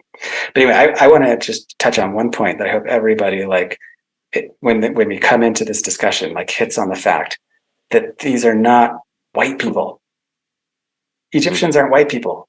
Like there should not be any kind of we shouldn't have to make this such a racial issue when it comes to like Egyptians coming to Mesoamerica, because they're not white people. It has nothing to do with colonialism. Like seriously, divorce that out of your mind and just look objectively of, did Egyptians and Assyrians come to the New World? And then not only that, I believe that there's strong evidence that people from Southeast Asia came and influenced the Mayans.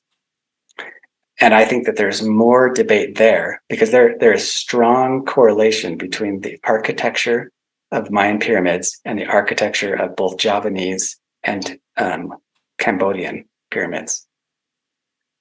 Right. And I can show you, anyway, I will flash up on the screen. Maybe I'll send you them later, some examples of that. And a lot of people like Graham Hancock have pointed those out because they're super similar. And not only do you have a similarity in the pyramids, like I was talking about with Michael Coe, you have a similarity in the calendar. The Balinese calendar is very, very similar to the Mayan calendar. Not only that, you've got elephants that are in the architecture of Mayan pyramids. They've got these elephants. Mm-hmm. And it's just like the elephants you see all over in the Cambodian architecture. So I think that there is, once again, but this is happening between 700 AD and 1100 AD, where there's incredibly strong archaeological, genetic, right, radiocarbon and archaeological and genetic evidence that there's culture diffusion coming from the Austronesian Empire, which was an empire that spread all the way from Africa to China. That empire was also in the Americas. And maybe you could make a case that it was the Mayans, because the Mayan civilization rose before the Austronesian civilization. Maybe you could make a case that they went from the Mayan lands and then conquered Indonesia and Indochina and then came back. But right now you can look up articles on the Austronesian Empire, right? The Austronesians, they conquered Madagascar. They conquered the Comoros Islands. Like the language of people in Madagascar is Javanese. So they know that this empire was a huge deal, right? And it was stripping wealth out of Africa and trading it up into China. And that was all between 700 AD and 1100 AD, the same time, just right at the fall of the Mayan Empire itself. So I think you could make a strong case that it's like, you don't only have people coming from the Mediterranean to the New World, you also have Austronesians from Indonesia, Malaysia, and Indochina coming over from the West Coast. So that there's been actually a long history of connection between the Old World and the New World that archaeologists have failed to see, and they just haven't put all the evidence together, and so they've all denied it. But it's time to stop that. It seems like they see it, they just can't fit it into the bigger picture. And it's such an interesting and conserved problem that we run into in every single one of these discussions, is the ability, how do you grant an institution, individuals within an institution, how do you grant them permission to change their minds on a really big level? It seems to be a fundamental while academic... operating in the same space as somebody like Graham Hancock, who pushes the pendulum away, like the same way that you were talking about this reactionary tendency towards one perspective. Like the Spaniards show up and they say that it's the lost tribes of Israel.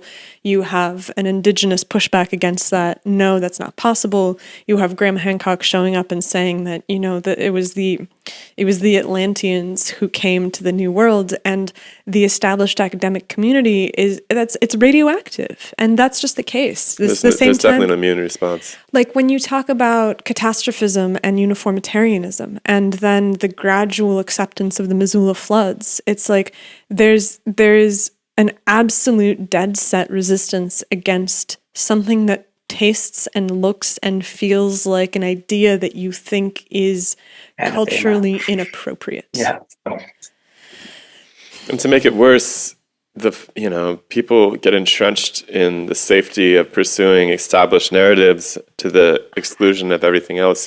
I don't necessarily think that's true. All the archaeologists that we talk to are like, everybody wants a Nature paper, everybody wants to be famous, everybody wants to have their ideas be the next idea, they want to shift the paradigms. Well, they say that, but they're all publishing on these incremental ideas within a long career track of incremental ideas. Well, and it all depends on whether their idea is countered by the establishment, whether it's looked down upon by the establishment, because they all want to push the boundaries and find something new. But there are certain topics that you just don't hit, that they're politically incorrect. And definitely ancient colonialism would be one. This guy was like, one of the people we talked to down in New Orleans, he was like, all right, write it up. Like, you can get it published. What's your problem? Like, put together a paper. Yeah, he really believed that there was absolutely no gatekeeping in archaeology. And he's a professor of archaeology at Tulane, and it was interesting because we had two people on the show at the same time, and he insisted that there wasn't gatekeeping, and the other guy tentatively acknowledged that there probably was. They actually said yes and no at the exact same moment. It's really funny. Right. Yeah, it was excellent. Depends on what degree of it you're thinking in your mind, I guess. Yeah, and my experience with scientists that I work with is they're very open-minded. But they scientists are open-minded as individuals. They're open-minded as individuals. You talk to an individual who is curious and wants to know about how the world works and wants to know more accurately the story. Definitely open-minded. Right. But as a practice that is public-facing, as a practice that is under attack by different perspectives, that becomes a different mode of interaction, because all of a sudden you're a public-facing persona that carries the responsibility of the true story that is being presented to the public. Yeah. So maybe that's a good segue to talk about Graham Hancock and the idea of like a master culture and Mario. So like the evidence that I've given so far, right, that there was transoceanic travel before Columbus, 2,000 years before Columbus, like literally just 2,000 years before Columbus. We have the archaeological evidence. We have the evidence from the Aztec historian Ixtlilxóchitl, right? We also have evidence from another book, which a lot of people don't know about, which I wish everyone did know about. I really want to publicist, called the Kolbirn, right? The Kolbirn is absolutely amazing. Like it is so cool. Can you tell us about that? Because you mentioned it before, but I don't know much about it. Yeah. Okay. So the Kolbirn is a collection of manuscripts that have supposedly been passed down in England from at least 800 BC. And they were loosely compiled and eventually kind of compiled into a single book around World War I, and then released around World War II, and then published more recently around like 1980 by like a kind of a crazy Planet Xer guy, right? He took this awesome ancient manuscript and he turned it into something, he calls it the Kolbirn Bible. And he marketed it as like this Planet X crazy thing, right? And so there's two different Kolbirns. There's the Kolbirn, the original Kolbirn, and then kind of like this over politicized Kolbirn Bible. And I want to kind of make sure everyone keeps those separate in their mind, right? Because it's not a Bible. There's one part of the entire book that is highly suspect as far as this authenticity. And that's an account it gives of Moses in Egypt. And in the very end of the account, it even says like this was found in recently and added to it, and maybe of recent origin. It even like gives that disclaimer in it. And it seems really suspect. The entire rest of the book, though, like is, in my opinion, like conclusively of ancient origin. Like it has a version of the Epic of Gilgamesh in it that is different from any other version, right? I mean, there's like 30 different versions of the Epic of Gilgamesh, right? And 3 really good ones. And they're all quite different. Like, I think that this is the original, one of the original Epic of Gilgameshes. I can't remember what it calls it. The something of Hermanatur. Uses totally different names, right? Which you'd expect from an ancient document because it's going through like 4 different translations. It says that the earliest versions were all the earliest ones are written in Egyptian hieroglyphic. Then after that, there was a section of manuscripts written in Hieratic, and then a couple little sections written in Egyptian Demotic, right? And then after that, they're translating it through 2 or 3 variations of English until it got into our modern English. But the first third of the book is all Egyptian in origin. It's all just Egyptian mythology. Okay, so I want to pause for a second because the first thing that comes up when you look up the Kolbirn is the Rational Wiki page. And the Rational Wiki page is basically, because there's no Wikipedia page about it. Right. It's been they keep taking it down because they say that it lacks reliable sources, and the Rational Wiki says that it lacks reliable sources because no hard copy of the purported original has ever been presented or is known to exist. Yeah, nor did it come from an archaeological context. Okay, so of course what do you... And not only that, the Rational Wiki is kind of funny because the Rational Wiki article on it used to completely demolish it, used to bash it. And I check back on it every like 5 years, and it continues to soften its approach. I think it's been through like 3 different versions where it's now more softened than it was before because there's so much late Egypt or English history in it. Like there's a lot of history that dates from about 200 AD to about 800 AD. Where it goes through like these genealogies and these king lists and stuff like that, and they're being corroborated by modern records, right, in English. And it's like, well, where on earth, if somebody made this thing up, he would have had to been like the most unbelievable historian in the world. Like, because he's even adding little insertions to these king lists that date from like 300 AD, and they're legit. They're in English history, but they've just got variations. They've got variations in all the names. And it's the same as like what I'm talking about, the Epic of Gilgamesh. There's these things that make allusion to ancient texts, but they're altered in ways that are totally believable. So I'm pretty sure like that the person who wrote the Rational Wiki page has never read it. Yeah, almost guaranteed. The majority of people who do, they've never read it. And if they have, they maybe read that one account of Moses and they're like, oh, this isn't true. But it's like, well, that account of Moses even says that it might not be true, that it was added later. So read the rest of the freaking book before you want to make an opinion. And don't call yourself a scholar and write some stupid ass Rational Wiki page about something you know nothing about. But if you get on the forums, right, it has a cult following. I mean, there's so many people who are into it now. So if you get on their forums and there's all these people who are drawing correlations between what they find in the book and ancient histories in both England and Mesopotamia, and they're super impressive. Like there's just so much stuff in it now, like one thing after another. It's like, oh, look, this is just like this ancient Assyrian text. This is just like this ancient English text. Like it's mention of, notice it never talks about King Arthur, but it does mention Lancelot, which is, it's like if this was a fake, he probably would have mentioned Bolt, but historically they think that King Arthur was actually not a real person, but Lancelot was. So what's the origin of the book? Like where does it come from? How did it come to be something that was a book? So it suggests basically the Druids, like what the book says, right? This is, and it's not like the Bible. There's no cohesive story in the Kolbirn. It is a huge compilation of old manuscripts, and they don't have a cohesive story in them, except for this idea of a group called the Sons of Light, right? So it mentions this group called the Sons of Light. It says that they come from every single name in it is in a different language, so you can't really draw a correlation between a single name. So you have to use other, except for there's one that sounds a whole lot like there's a city in Syria. God, how come I can't remember right now? So the place where this king, this head of the Sons and Light, comes from is from Syria, and it says after his kingdom is taken by some other king comes and takes his kingdom away from him. He goes into exile. Then there's kind of a mythological story about how his wife comes to him and gets her eyes taken out and she's blind. And anyway, and then he comes with this group of Sons of Light to England and establishes the light there. And it basically establishes this religious cult. And then it talks about all these other ships.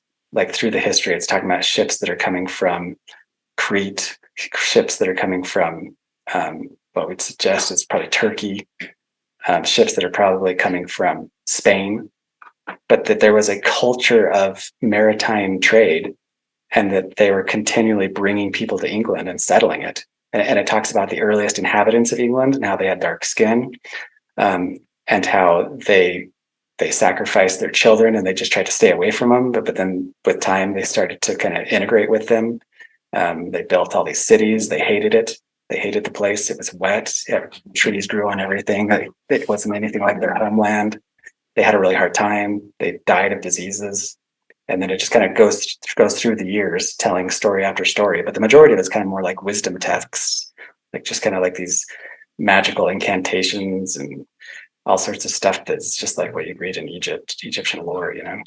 But like, where's the text itself? Like, so with the Bible, I'm going to expose my ignorance here, but there's like ancient scrolls that contain the books of the Bible. Yeah. Okay. So this one, what of it that it does suggest?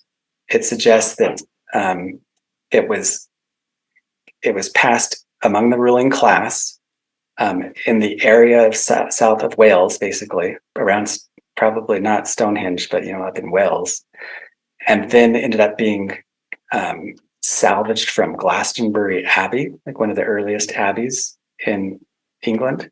Mm-hmm. And that I think it's talking about Henry the Eighth, or it might have been earlier, may have been when the Normans came into England, that they tried to destroy all the pagan stuff.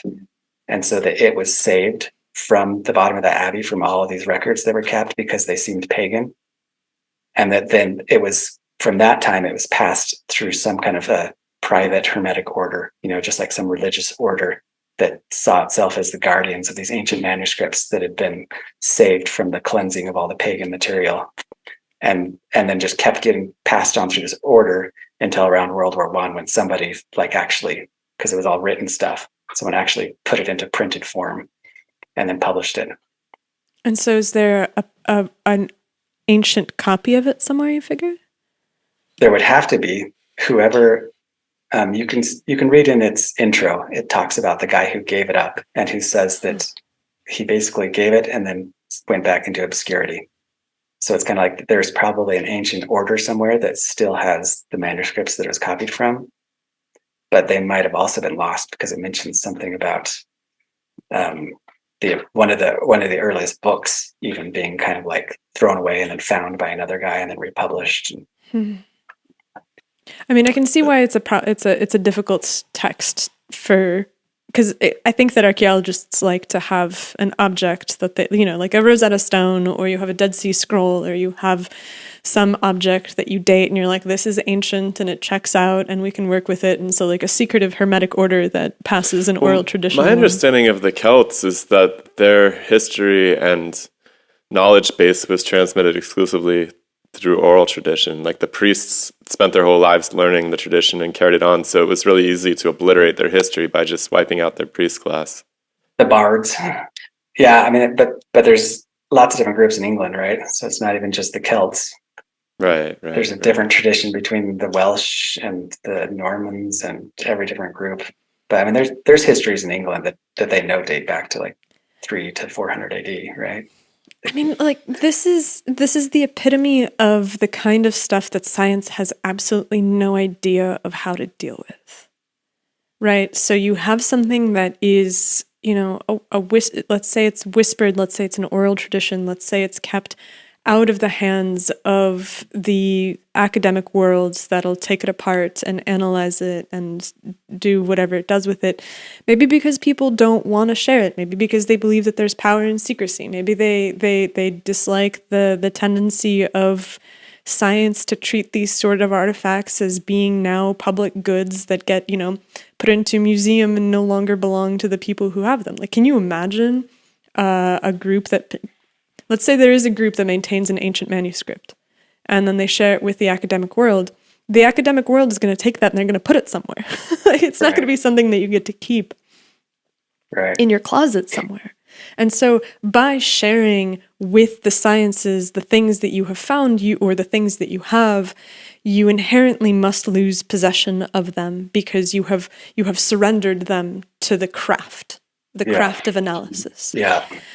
And so anything that doesn't want to be surrendered to the craft of analysis is going to remain forever suspect through the lens of that analysis because they're like, well, we can't get our hands on it. And if we can't get our hands on it, what does that mean? And so you end up in this really gray area where there's tantalizing clues, but they're not clues that can be evaluated with the same sort of standards that are used for other stuff. And so in that shadowy area, you have people that are really genuinely trying to figure stuff out, but you also have people that just they're hucksters and they're charlatans and they want to tell stories and they make careers off of it. Yeah, I mean, a good scientist is skeptical, but he also doesn't shoot things down until he has a chance to look at it.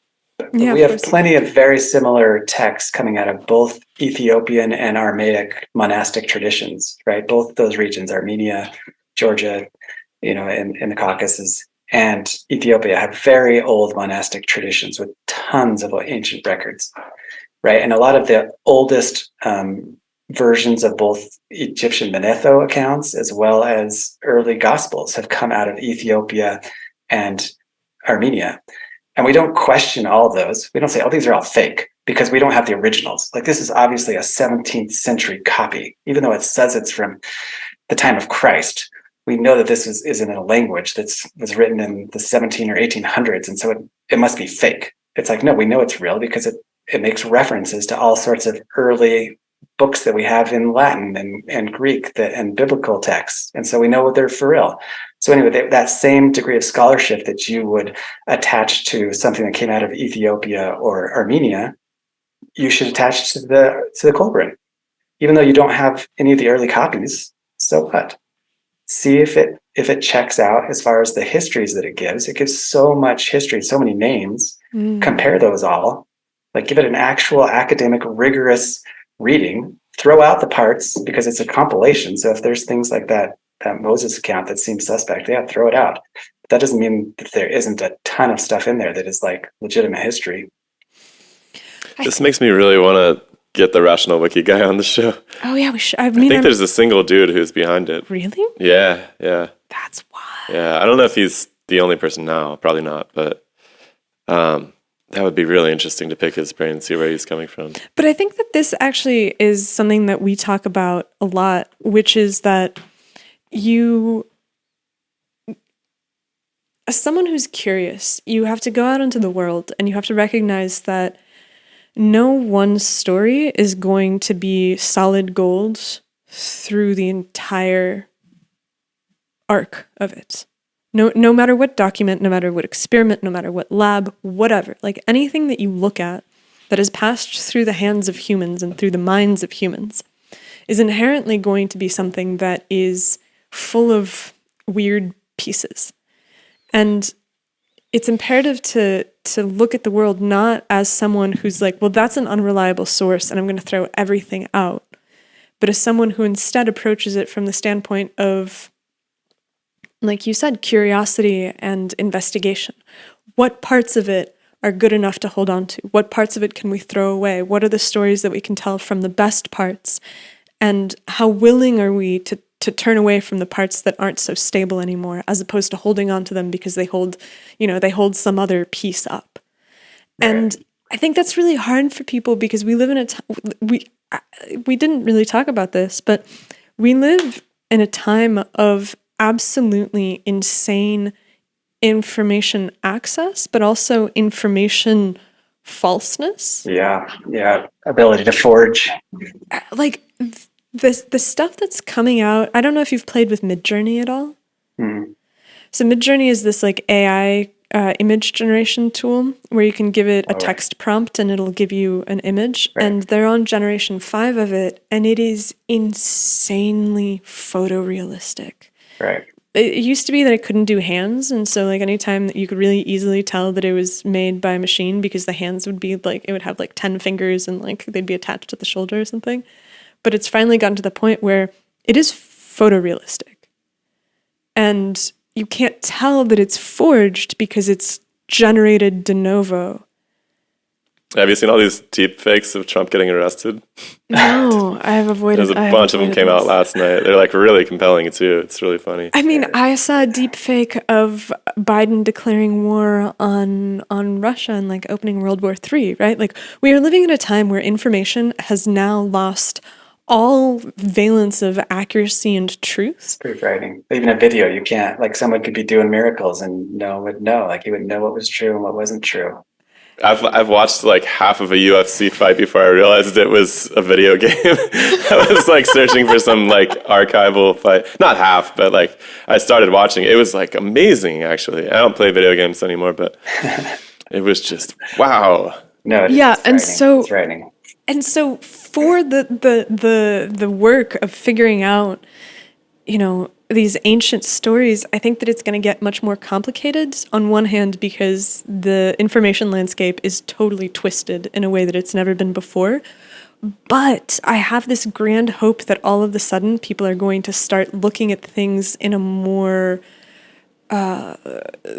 curious and renewed way, where instead of just assuming that the old perspectives are correct, they're going to suddenly wake up to the fact that our perception is so colored by the things that we've seen before, and just the strong effects of our cognitive biases inform the stories that we tell ourselves about how the world works.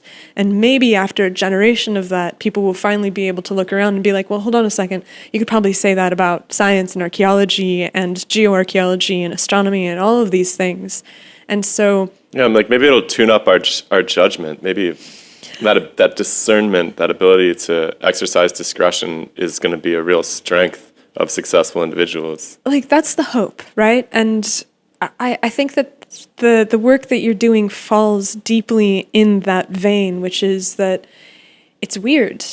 The stuff you're doing is out of consensus. It is not what you would read on, Encyclopedia Britannica or whatever. But that's not because Encyclopedia Britannica is the word of God and it is what is final in the world. It is just a version of the story that we told ourselves with the facts that were convenient. Yeah. And we will have to tell ourselves a new story. Yeah. And hopefully we've trusted, for the most part, the right people, and that by trusting those right people, we have like a corpus of knowledge that is more or less, true. But like this transoceanic thing, I hope it gets incorporated quickly into the corpus of like scientific thought, because seriously, how can you deny it? Like, how does it change things? Yeah, I find myself often, like after I've gone through the evidence that I just did, I find myself being like, wait, is that for real? And then you get like carried back into, oh, well, maybe that's just fake. And then you have to go back and you just look at the evidence again. You have to like constantly remind yourself in order to fight the onslaught of the mainstream narrative to be like, no, this is true. And to deny it is dumb.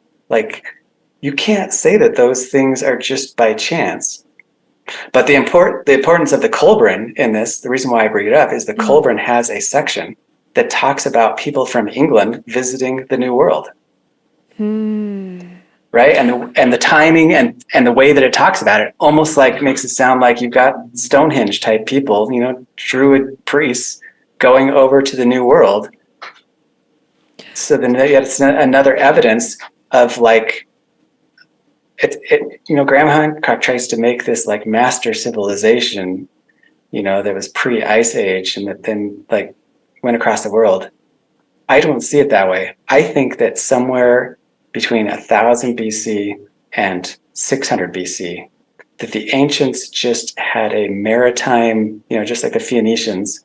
Yeah, I was going to bring up the Phoenicians because everybody thinks of the Phoenicians as like a civilization, but if you look at the historic records, it's more like just this. It's a technology. It's like these people. It's like a people who possessed extraordinary maritime abilities, not easily located. They don't have a lot of territory in the traditional sense, but they're there. Their presence is there. They're all over the place at once. They're making trips down the coast of Africa. There's a lot of linguistic overlap with all the way up into the indigenous Britain people. It's they're very interesting and mysterious phenomena. And the Kolbirn tells not only about the people from England going to the Americas, assumedly, it says heading west, so across the Atlantic. It also talks about an Egyptian pharaoh sending ships over to the edge of the world in a place that it describes seems pretty much like it's got to be Indonesia. It says they're going past India, which it spells Kindia, but they're going from Egypt, leaving from the port kind of by Somalia or whatever, Kush, I can't remember what it calls it, but then heading exactly east, Punt, India, to Indonesia. So then you just had a technology, a technological culture, like a maritime, technologically driven culture that for some period of time, maybe 400 years, they were very driven to explore the ends of the earth. And that's the period where we see now the archaeology that I've shown that is obviously from the old world. So I just think that there was a period of time when the old world basically had a colonial mindset. And that colonial mindset caused them to explore the whole world, caused them to colonize the new world. There was already people there, obviously, but they are setting up settlements there. And that we see that evidence today, but then that mindset collapsed. Like we don't know what happened, but maybe some kind of war, some kind of a system in the Middle East caused that technological era of maritime traffic to collapse. And then they lost that technology all the way until Columbus. It's complicated because the tropics don't tend to preserve things really well. And so if you have wooden boats, you're not going to find, it's going to be really hard to find any kind of relics or remains. I mean, maybe off the coast in the continental shelves. Right. It's so hard to find stuff in the sea. The boat is the last thing you're ever going to find in the archaeological record. Well, they find boats periodically, right? They do, but like maybe if you brought it ashore to work on it and then it gets buried somehow, or maybe it sinks in a very shallow harbor. Yeah. Why is it so hard to find boats underwater? Is it just because the sediment builds? Like, you can't use LiDAR to do some kind of subsurface scan? No, not in the water. You're not going to get the kind of resolution that would show a boat showing up in the water. And they immediately get taken over by the sea life. Like if it's in a tropical region, then it becomes a coral reef pretty dang quick. Yeah. You're lucky to find boats that you know where to look that are from like 300 to 400 years ago. And to find boats that are more than 2,000 years old, I bet you could count on both hands how many boats they found in the sea. Yeah, there's like one really good Phoenician vessel that people point to that was found in the Mediterranean somewhere off Crete. Like you can imagine the ideal situation would be that a boat shows up, there's a volcanic eruption, it sinks, it gets buried in sediment. But then the idea of finding it in the sediment. Right. But why do you need the boat? We've got the things I already showed. It's like, how do you dismiss those? Like for real. The handbag, you had me at the handbag. The handbag is like handbag is really weird. Most convincing of all. Yeah, we didn't talk about what's in the bag. What's in the bag?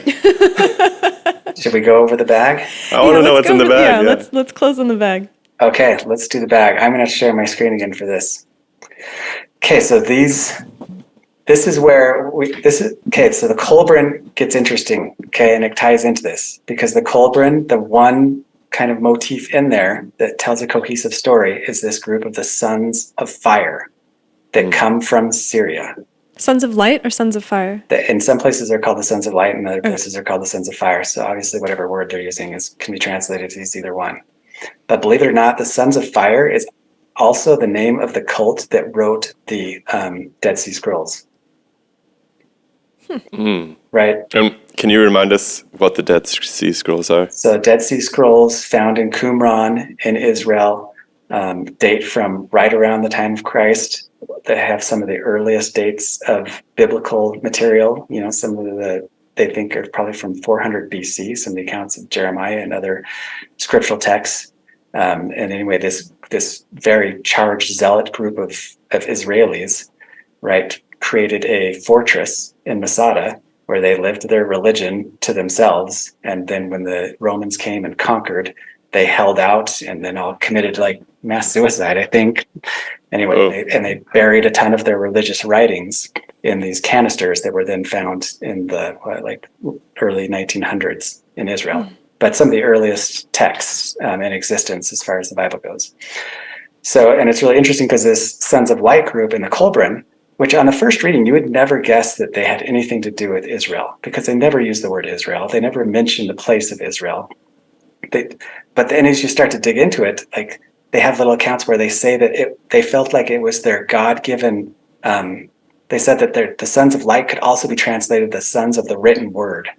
And that basically their God had given them this edict to be record keepers. And that they felt like their God-given job was to keep the records. And that their cult originated in Egypt, right? And so that's why the whole basis of the beginning of their book is all Egyptian wisdom texts, basically. And that then it went from Egypt and went to Syria. And remember, for a lot of Syria's history, that was actually part of the Egyptian Empire. Like during the Ramessean dynasty, during all the way up to at least probably 800 BC, Syria was part of Egypt, right? Until you had Babylonians come in and kind of conquer that section from Egypt. But so anyway, then you've got this record in the Kolbirn that talks about people going all the way from Indonesia to the New World, right? And that they are Egyptian-based and that they feel it is their duty to keep records, right? So that's interesting because this artwork that we find with the handbag, right, correlates with these motifs that we find in Assyria, right? Basically the border of Syria and Iraq. And there's 4 different sites that are all in this very small area. One in particular, Nimrud, that has tons of murals, wall murals. Okay, and the wall murals, if you just look up Assyrian relief on Google, right? The Assyrian reliefs, they're super famous. There's like 2 kilometers of them.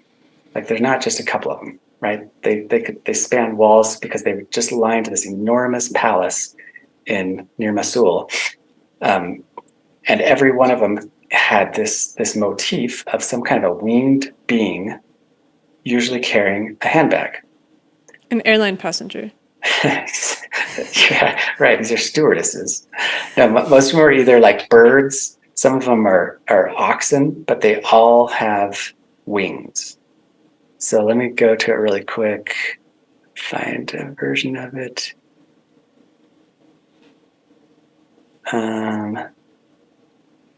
What's in the bag? Just killing me with suspense here. Man, I wish I had better reliefs of it. Okay, I'm sharing my screen real quick here.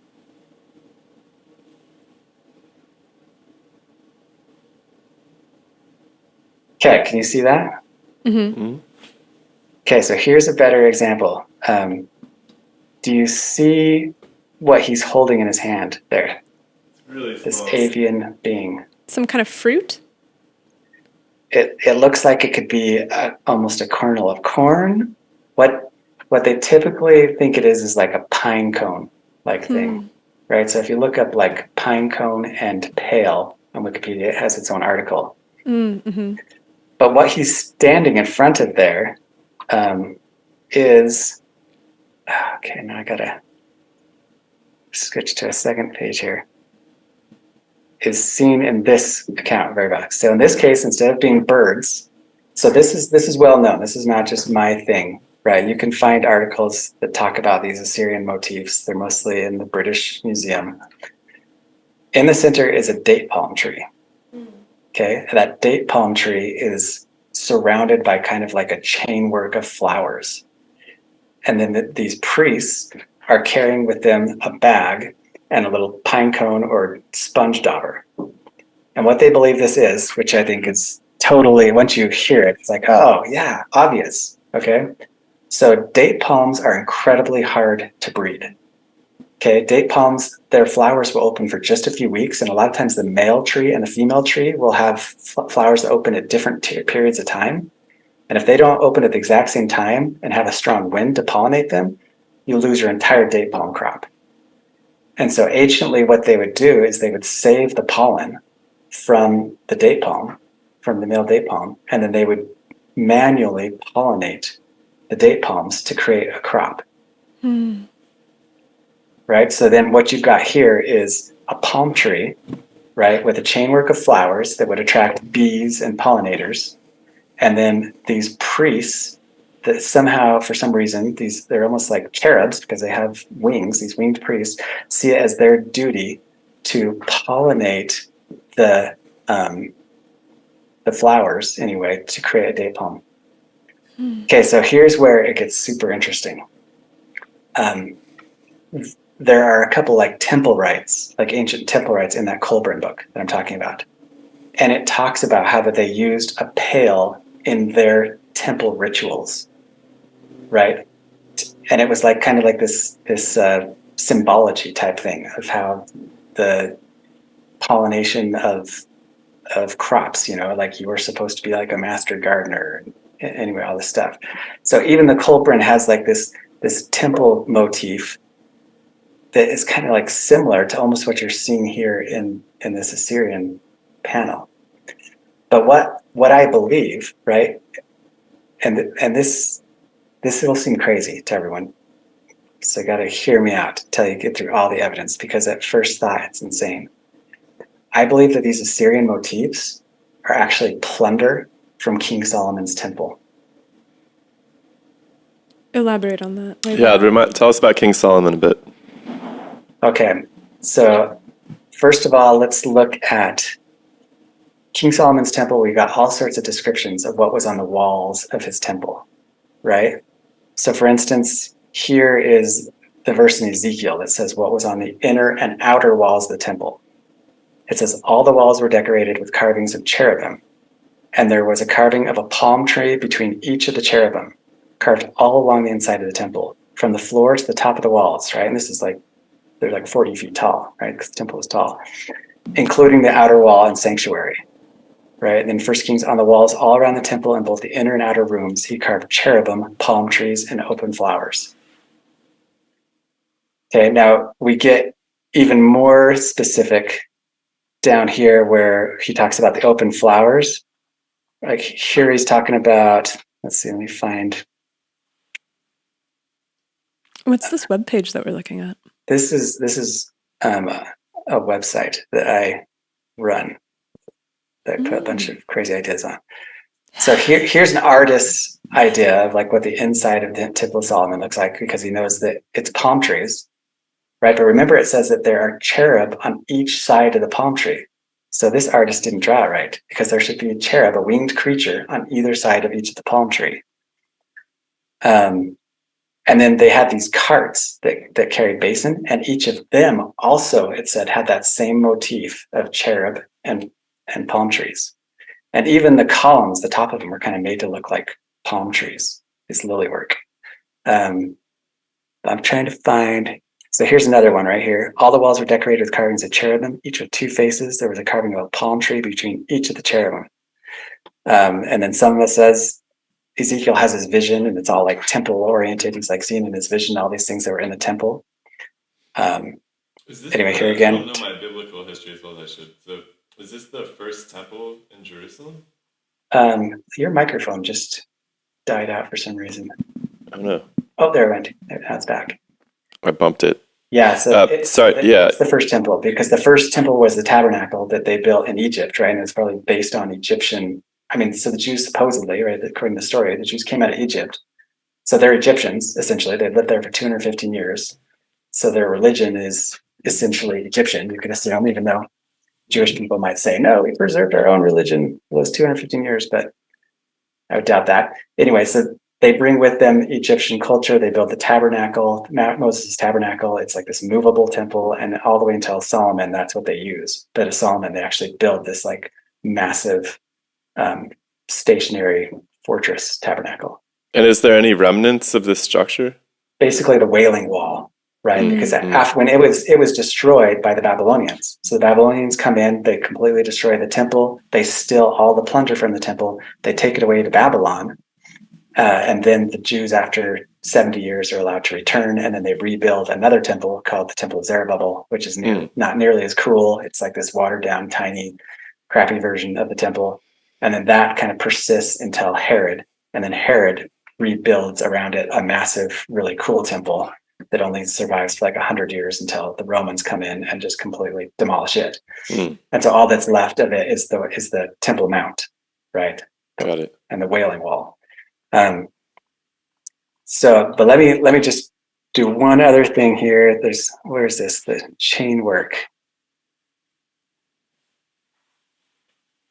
Okay, so this is a really cool thing. Here's two other descriptions that talk about the temple. It says he engraved cherubim, lions, and palm trees on the surface and supports of the panel in every available space, right? And then in this other one, it says on the walls around the temple, both inner and outer, he carved cherubim, palm trees, and open flowers, right? And in another section, he talks about a chain work of flowers, where when it's talking about the Ark of the Covenant with the earliest Moses temple, twisted chainwork cordage, right, is the word that it uses when it talks about it. Some verses translate it as a filigree, right, which is the chainwork of flowers that surrounds the palm tree. Okay. So then we have all these descriptions saying that there are cherubim around palm trees with the chainwork of flowers. Well, I mean, isn't that exactly what we're seeing in these Assyrian motifs? And so you think that the Assyrian motifs are actually panels from the temple? Yeah. And not only that, it makes sense because the hub, and the Romans talk about this, the hub of date palms was Israel. Like the city of Jericho was named the city of palms, right down from Jerusalem. Is like one of their main exports, even up until Roman times. The Romans talked about how there was date palm orchards going all the way from the Dead Sea to the Sea of Galilee, which is how it is today too, right? Like the date palms in the US that we grow, they're all in the Salton Sea Trough. They're all in the Imperial Valley because they grow really well below sea level. They don't they have to be really hot. So all of the US's, which is at almost the same latitude, honestly, as Israel, all of their major date palm forests grow in Palm Springs, right? There's actually a really good place out there called Dateland where you can get a really good date shake. I've been by there, and there's the billboards that say, "Come and see the sex life of a date palm." You've seen that? Because they have this really sophisticated sex life. Like in order to pollinate date palms, it's a very complex process, which is what the bucket's all about. Because they had to manually pollinate their date palms, and they created these chain works of flowers around the date palms to try and increase the chances of them being well pollinated, right? Just like what we see here in these motifs. So in context of what you find in Assyria, how many of the panels look like they're the same handiwork? Do you know what I mean by that? Yeah, so as far as the Assyrian panels, all of the ones that have this motif of this kind of date palm, like sometimes they call it the tree of life, but this date palm with the winged beings, they are very similar. Like they are all like identical as far as their artistry. They have very similar motifs. But there are other panels that have slightly different artwork, right? That may be from somewhere else.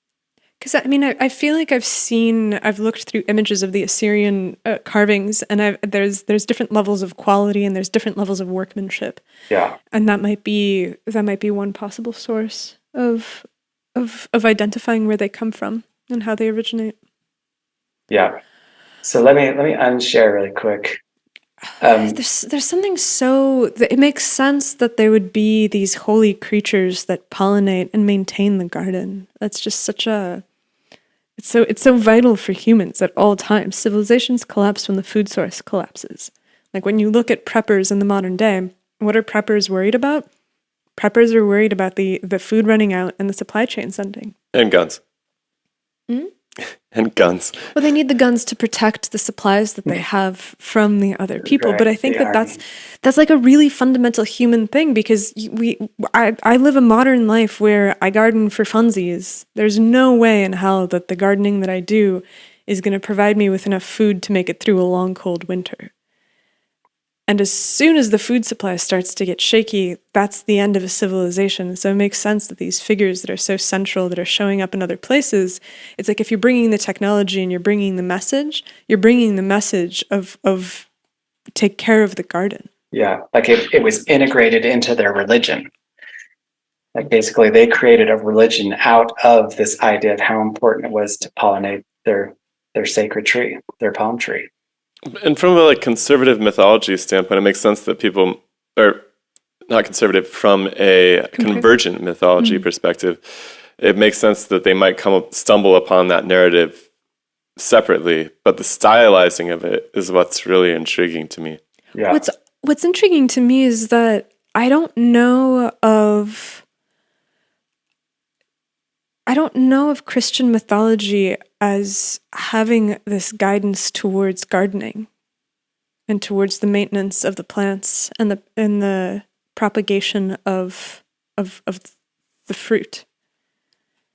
Yeah, I mean, as far as the ideas of fruit and sacred trees and gardening, I mean, you definitely see it in the Bible and even in the New Testament. But as far as having one cohesive story that pulls them all together in the Bible.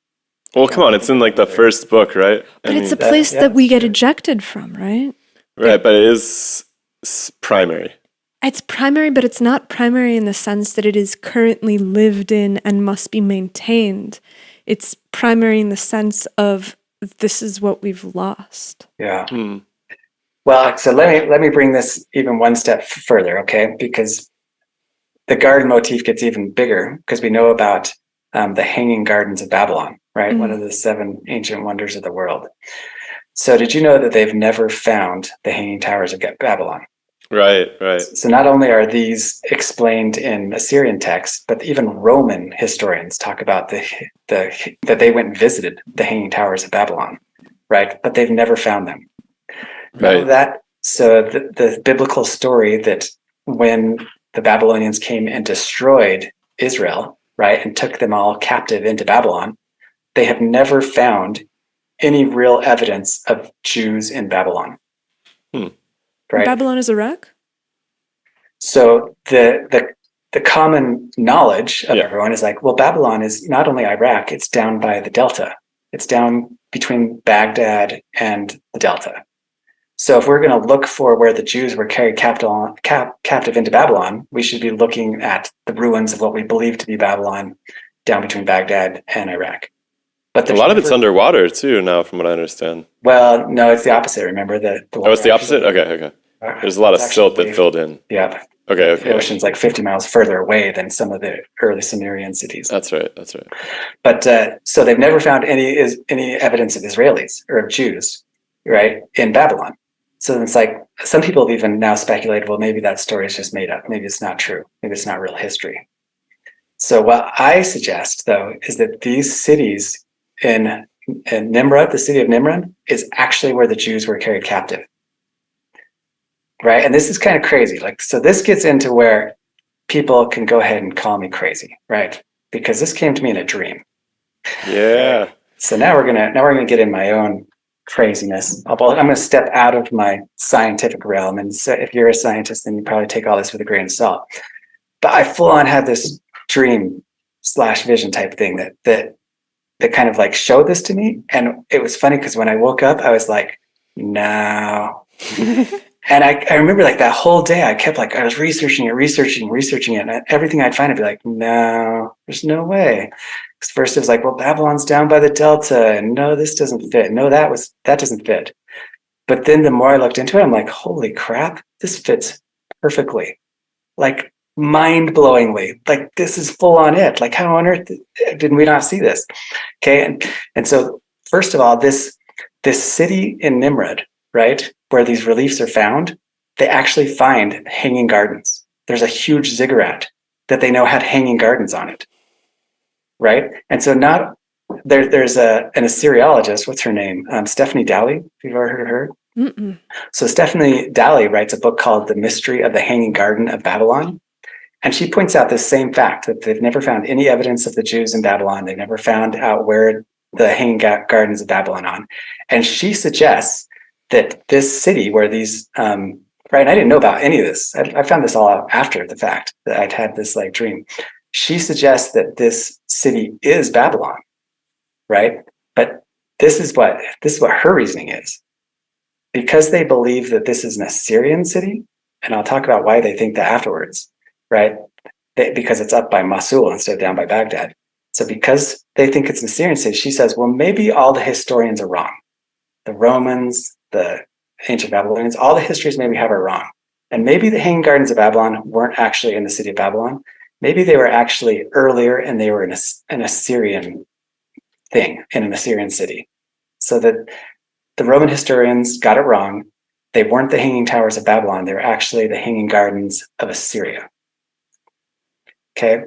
And she writes an entire book, right? Like 300 pages, giving one evidence after another for how this city where these reliefs are found, this Assyrian city that we think is Assyrian, is actually the same as the Hanging Towers of Babylon. But she thinks that the Roman historians got it wrong and that the archaeologists got it right. I say all of her logic actually works in reverse, but she's got a blind spot. And she wants to blame the ancient historians for being wrong instead of who she should blame for being wrong, who is the modern archaeologists. I say the modern archaeologists are wrong. And this is what they've got wrong. So every one of these art motifs, these wall motifs, have written on them something called the standard inscription, right? And it's like basically written in cuneiform. It's just this standardized thing that says, I am the king of Assyria. I am a badass. I'm amazing. I have conquered the world. Hear me roar, right? You can, there's a Google page or a Wikipedia article just on the standard inscription. So you can look that up yourself. But basically it states who the king was and how he conquered and got all this booty. And then now he's made this wall motif to prove. So because of that, they're just sure that these cities are actually Assyrian cities, right? Well, I say, no. What happened is he's bringing back booty and then he's writing graffiti essentially on top of all the artwork that he steals that says who he is. And not only that, you're forgetting that the Babylonians called themselves the king of Ashur as well. Like they called themselves Assyrians. And so just because it says, I am this king and I'm the king of Babylon and Assyria, like you're forgetting also that it's pretty common for these imperialists who conquered massive amounts of territory, like the Assyrians, to have two capitals.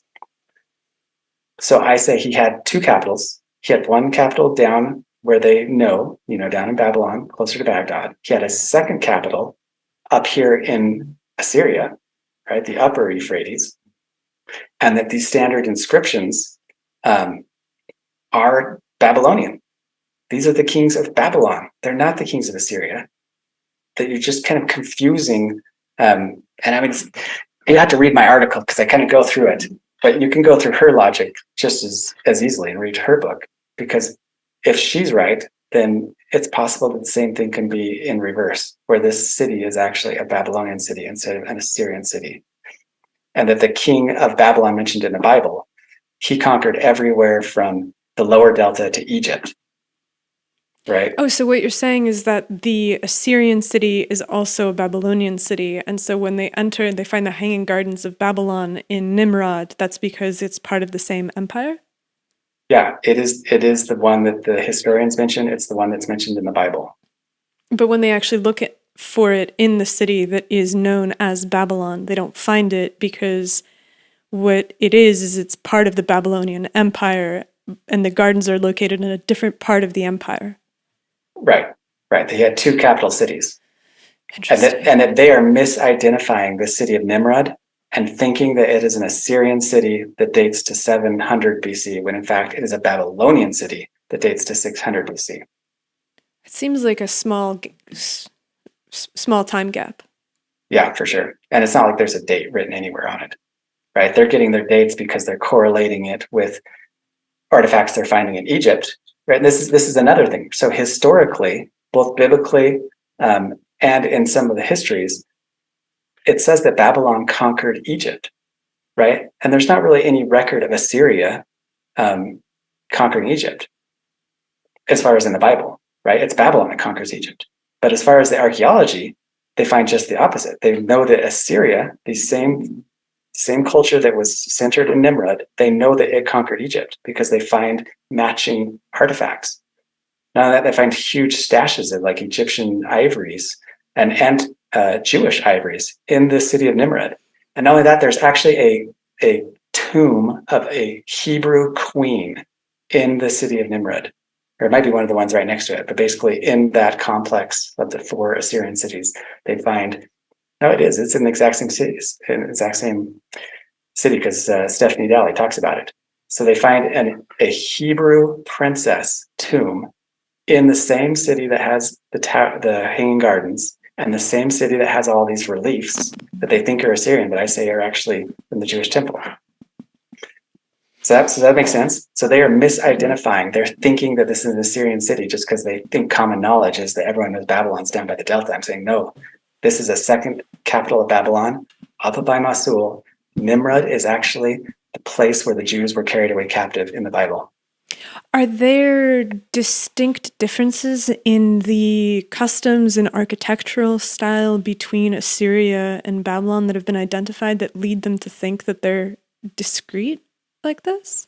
I mean, yeah, they're definitely different. But if you have two capitals, like take Egypt for instance, there's a Lower Egypt and an Upper Egypt, and you could say they have discrete cultures. They're slightly different.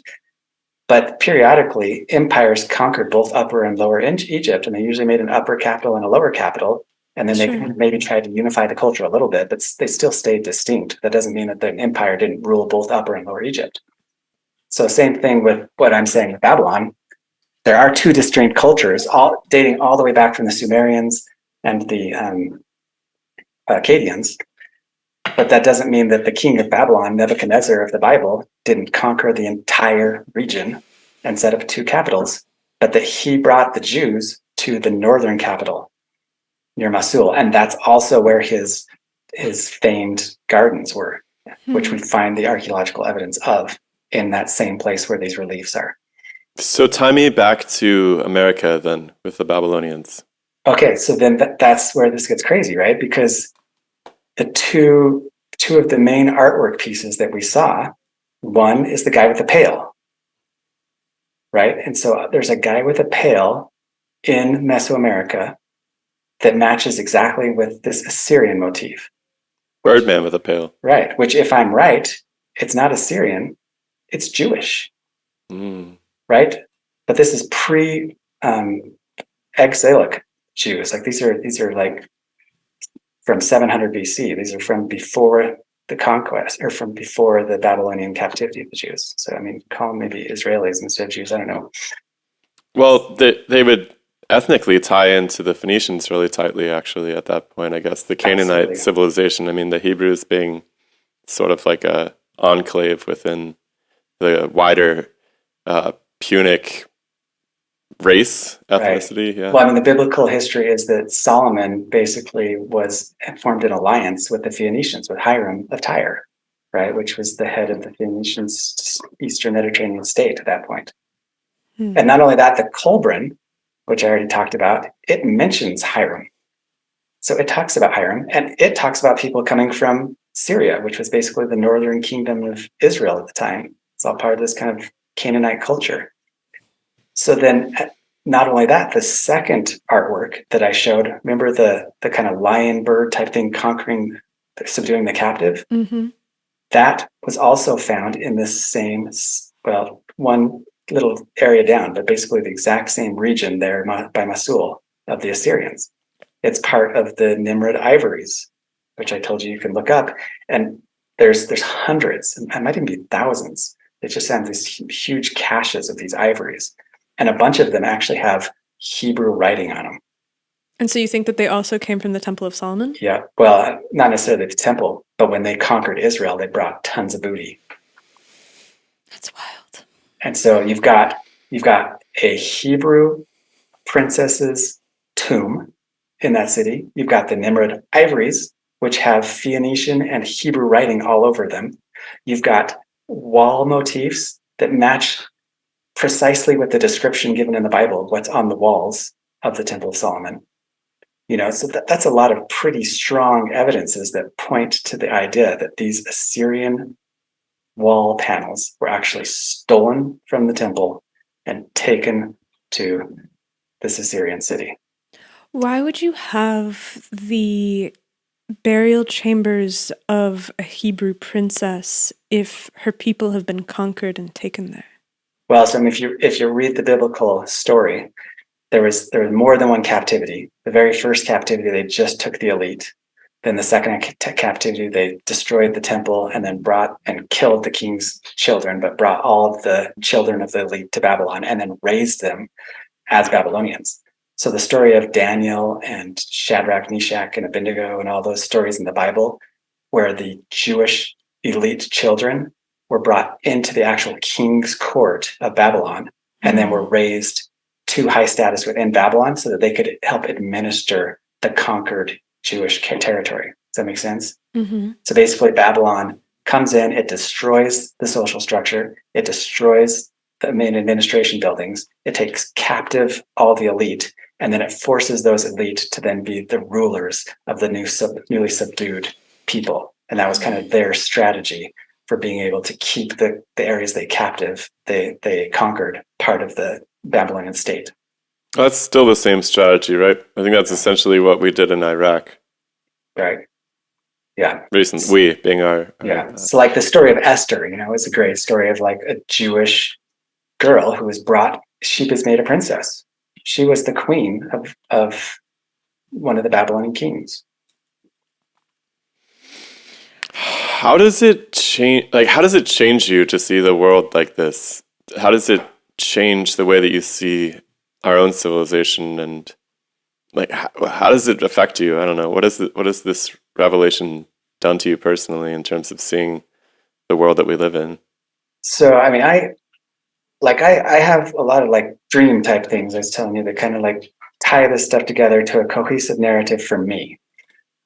And the narrative to me is somewhat similar to Graham Hancock type thing, but totally different, right? It's like, to me, I see like a repeating pattern, and that pattern is like all about power structures and regions becoming incredibly powerful and then conquering the world and then falling apart, right? Mm. And so I see that the Middle Eastern kingdoms, of which Israel was a part, and like it kind of changes the way I see the Bible.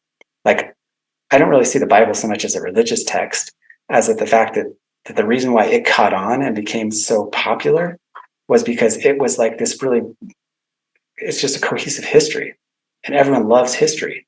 And it was like the oldest history there was. And so around the time of Christ, it's like they put together this super good history that spanned 2,000 years, all the way back to Abraham.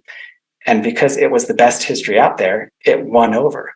And people turned it into a religion, you could say, but it's like, it's just a history. And what does that history say? It kind of tells about a master culture, but not a Graham Hancock pre-Ice Age Atlantis culture. It's the Middle East. They just became, and Egypt was at the head, and they became incredibly powerful, and they conquered the world, and they created settlements everywhere. And we know really well about the settlements they created all the way up into the Scythian regions, right? And all the way over into China, right? And the part that I'm adding is, and I think the Kolbirn adds, is that they're also creating settlements in Indonesia and they're building pyramids in Indonesia. They're also making settlements in the New World and creating pyramids among the Olmec, right, Levanta. They're also creating settlements in England, and that they kind of created this grand unified globalist culture, kind of like what we have right now. But something happened that it all completely fell apart. The climate changed. Yeah, maybe right, because I mean, like we know that the Sahara was green at some point in the early Egyptian years, even in the early Egyptian years. That'd be too early though, because we know it was green, but it was like 7,000 BC when it started to. So, because I'm thinking that this culture existed around 600 BC, right, between 1,000 BC and 600 BC, maybe 400 BC at the end. But I mean, you can imagine that, let's say if the peak green is 6,000 years ago, and then it begins a slow decline, and there's a sweet spot where the culture forms, it rises, and then it turns into complete desert, and they just don't have the technology to be able to deal with that. Yeah. And I think that might be the biggest, if that is the case, and it is tied to climate, and it is tied to the collapse of your ability to maintain your food supply and your population, then that ties into what we're experiencing today, because we're seeing, like, most of the plants we keep, you can't plant the seeds from them, right? Like, we sterilize our fruits and our vegetables because we don't like to eat watermelon with seeds. We don't like to have the weird pithy bits that make fruits difficult to eat. And so everything that you buy at the grocery store, you can't plant. And there is some people that maintain their historical seed stocks, but that's a pretty small contingent of people that are betting on resilience in the aftermath of an agricultural system that collapses. But most plants are propagated through tissue culture. And so they don't actually use seeds. What they do is they clone a specific mother plant that grows well. They produce vast quantities of it in tissue culture, and then they raise it from the cells, not from the seeds. And that's a pretty fragile point of that's right. It's a weak link. You're forming your culture.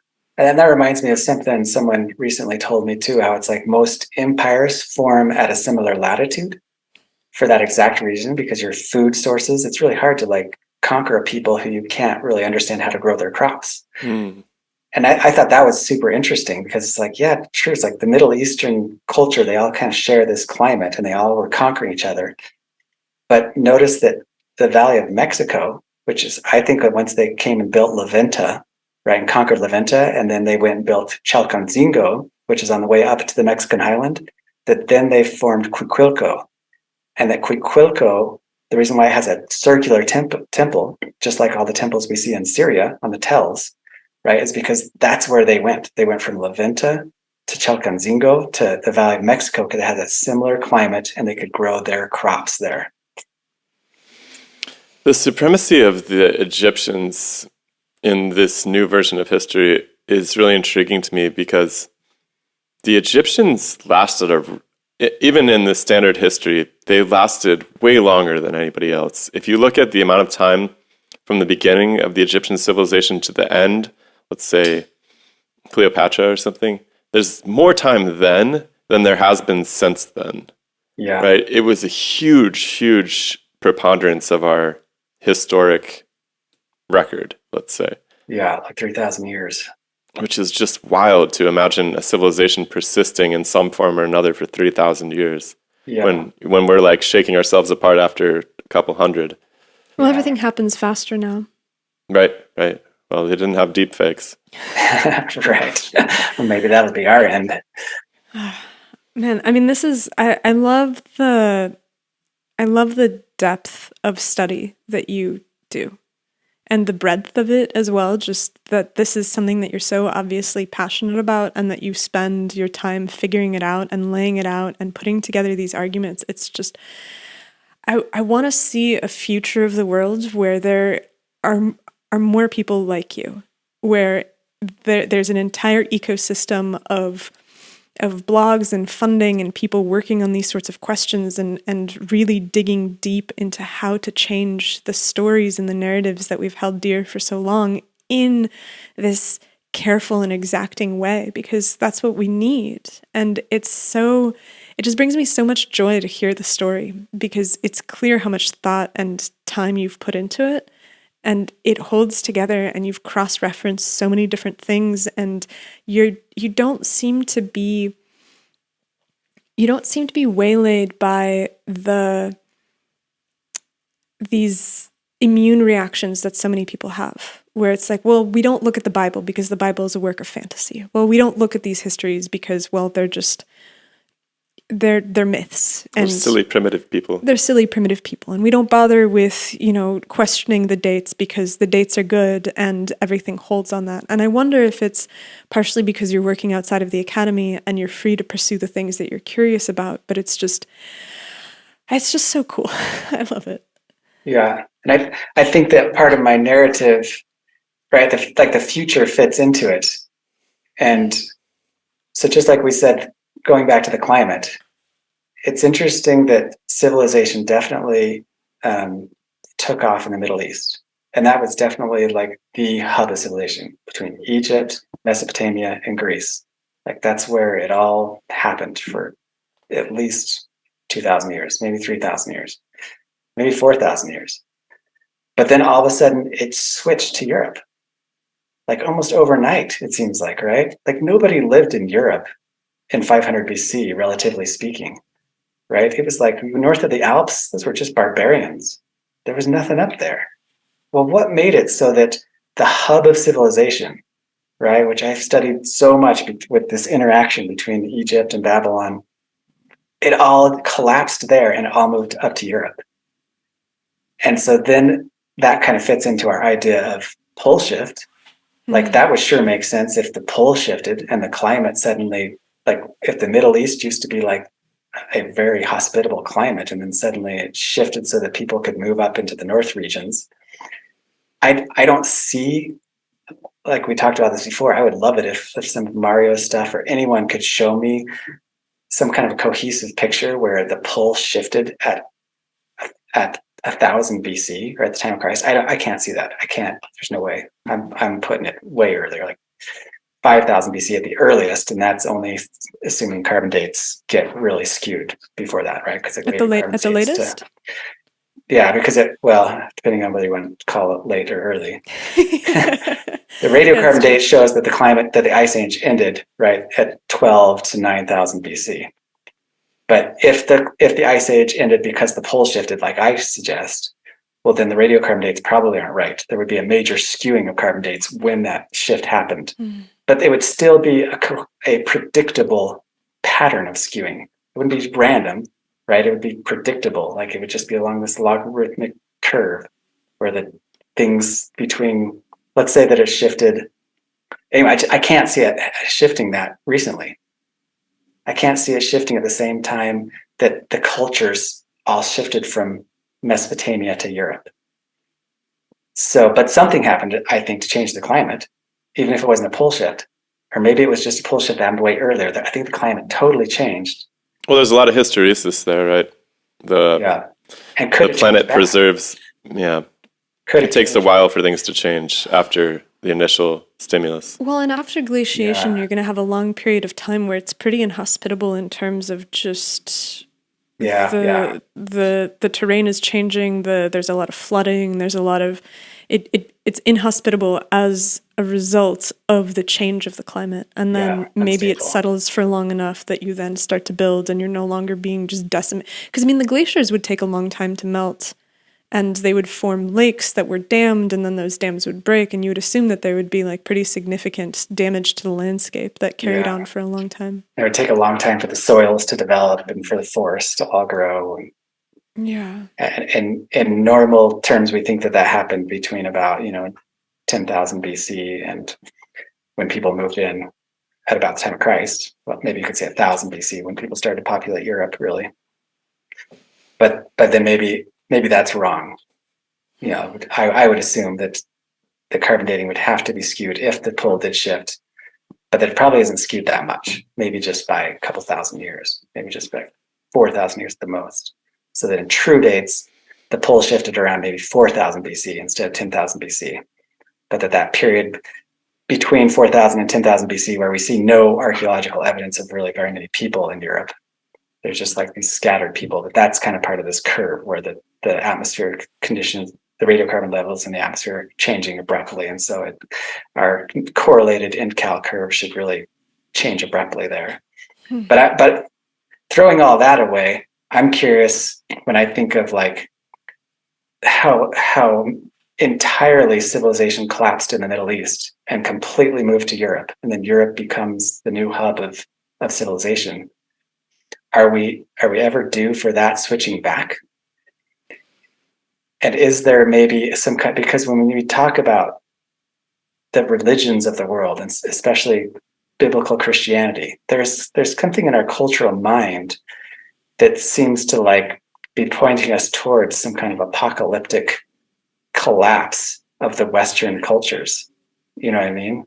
It's like everyone kind of like feels like maybe the way 100% of our Hollywood movies end in complete burning chaos. It's really fascinating. And maybe it's our inner sense of justice, that it seems like different regions of the earth should just take turns having the major empires be there. They should take turns having the nice climate. Interesting. What are you working on next? Yeah, man, we've done like 3 hours here. This is incredible. I mean, you're one of my favorite people to talk to. It's been really cool to get to know you, and I'm sure that next year you're going to have a whole new slew of visions and ideas and research, and yeah, I'm looking forward to the next phase in the Lance Weaver saga. Also, what a name, Lance Weaver. That's a good one. I guess my parents must have read too much King Arthur. Are you going to keep going down this avenue, or do you have some new topics that you're planning on researching this next year? There's so much more, like in such a short time. It's kind of hard to hit all of the evidence as far as the transoceanic travel. And so a big part of kind of what I'm doing is drawing a more cohesive picture of Mesoamerican archaeology. So that's one big thing, because I want to not only, talk about the things that or investigate things that we talked about as far as like people coming to La Venta, and Isthmus of Tehuantepec and starting some kind of culture. But I track the spread of that culture to the rise of the Teotihuacan Empire, and then the transition of the Teotihuacan Empire to the Toltec Empire, and then how that actually correlates with North America. And basically like the correlation of the Toltec Empire between the Valley of Mexico, West Mexico, the Anasazi of the Southwest, and Cahokia of the Midwest, because I see that as like all one cohesive culture, which used to be ridiculous, but just starting now 10 years ago with the cacao pollen studies that they've done, they've pretty much proved that, right? They know that cacao is only found in Mesoamerica, and yet they're finding cacao inside of all the vessels, even in Cahokia in the Midwest. So they know that there was some kind of a cohesive trade system between the Valley of Mexico. And that the reason why we have all these Toltec state parks and Toltec mounds and the Tula Indians that DeSoto said that were found in Oklahoma, we've dismissed that for hundreds of years. But I'm saying once again, it's like, no, those shouldn't be dismissed. There was a cohesive culture between the Midwest of the Americas and the Valley of Mexico. So I'm kind of trying to create a story there. But then at the same time, something that maybe we could say for another time, which is huge, is what we talked about with the Hallstatt Plateau. I'm trying to create my own revisionist history of Egypt, right? And there's been 2 or 3 people who have done that in the past. But what I'm using is this Kolbirn book. So the Kolbirn book gives one piece of information that is huge, where it ties Hiram of the Hiram of the Tyre, right, the Philistine Hiram, with the Pharaoh. How did I just forget? Amenhotep, I think. Anyway, so it ties them together, and right now they are 400 years off in those 2 timelines. Like they're separated by 400 years. But I've been trying to find really good pegs to try and create, like, because I've suspected that because of the Hallstatt Plateau and because of issues with where we get most of our Egyptian pharaoh chronology, which is from Manetho. I've suspected that there's some issue in there, and I have all these reasons for why. And the Assyrian thing I talked about is one, like where there's no record that really Assyria conquered Egypt. There's historical records that Babylon conquered Egypt. Yeah, all the archaeological evidence points to the fact that Assyria conquered Egypt, but all the historical evidence from the Bible, at least, and from more recent Egyptian histories, all point to the fact that Babylon conquered Egypt.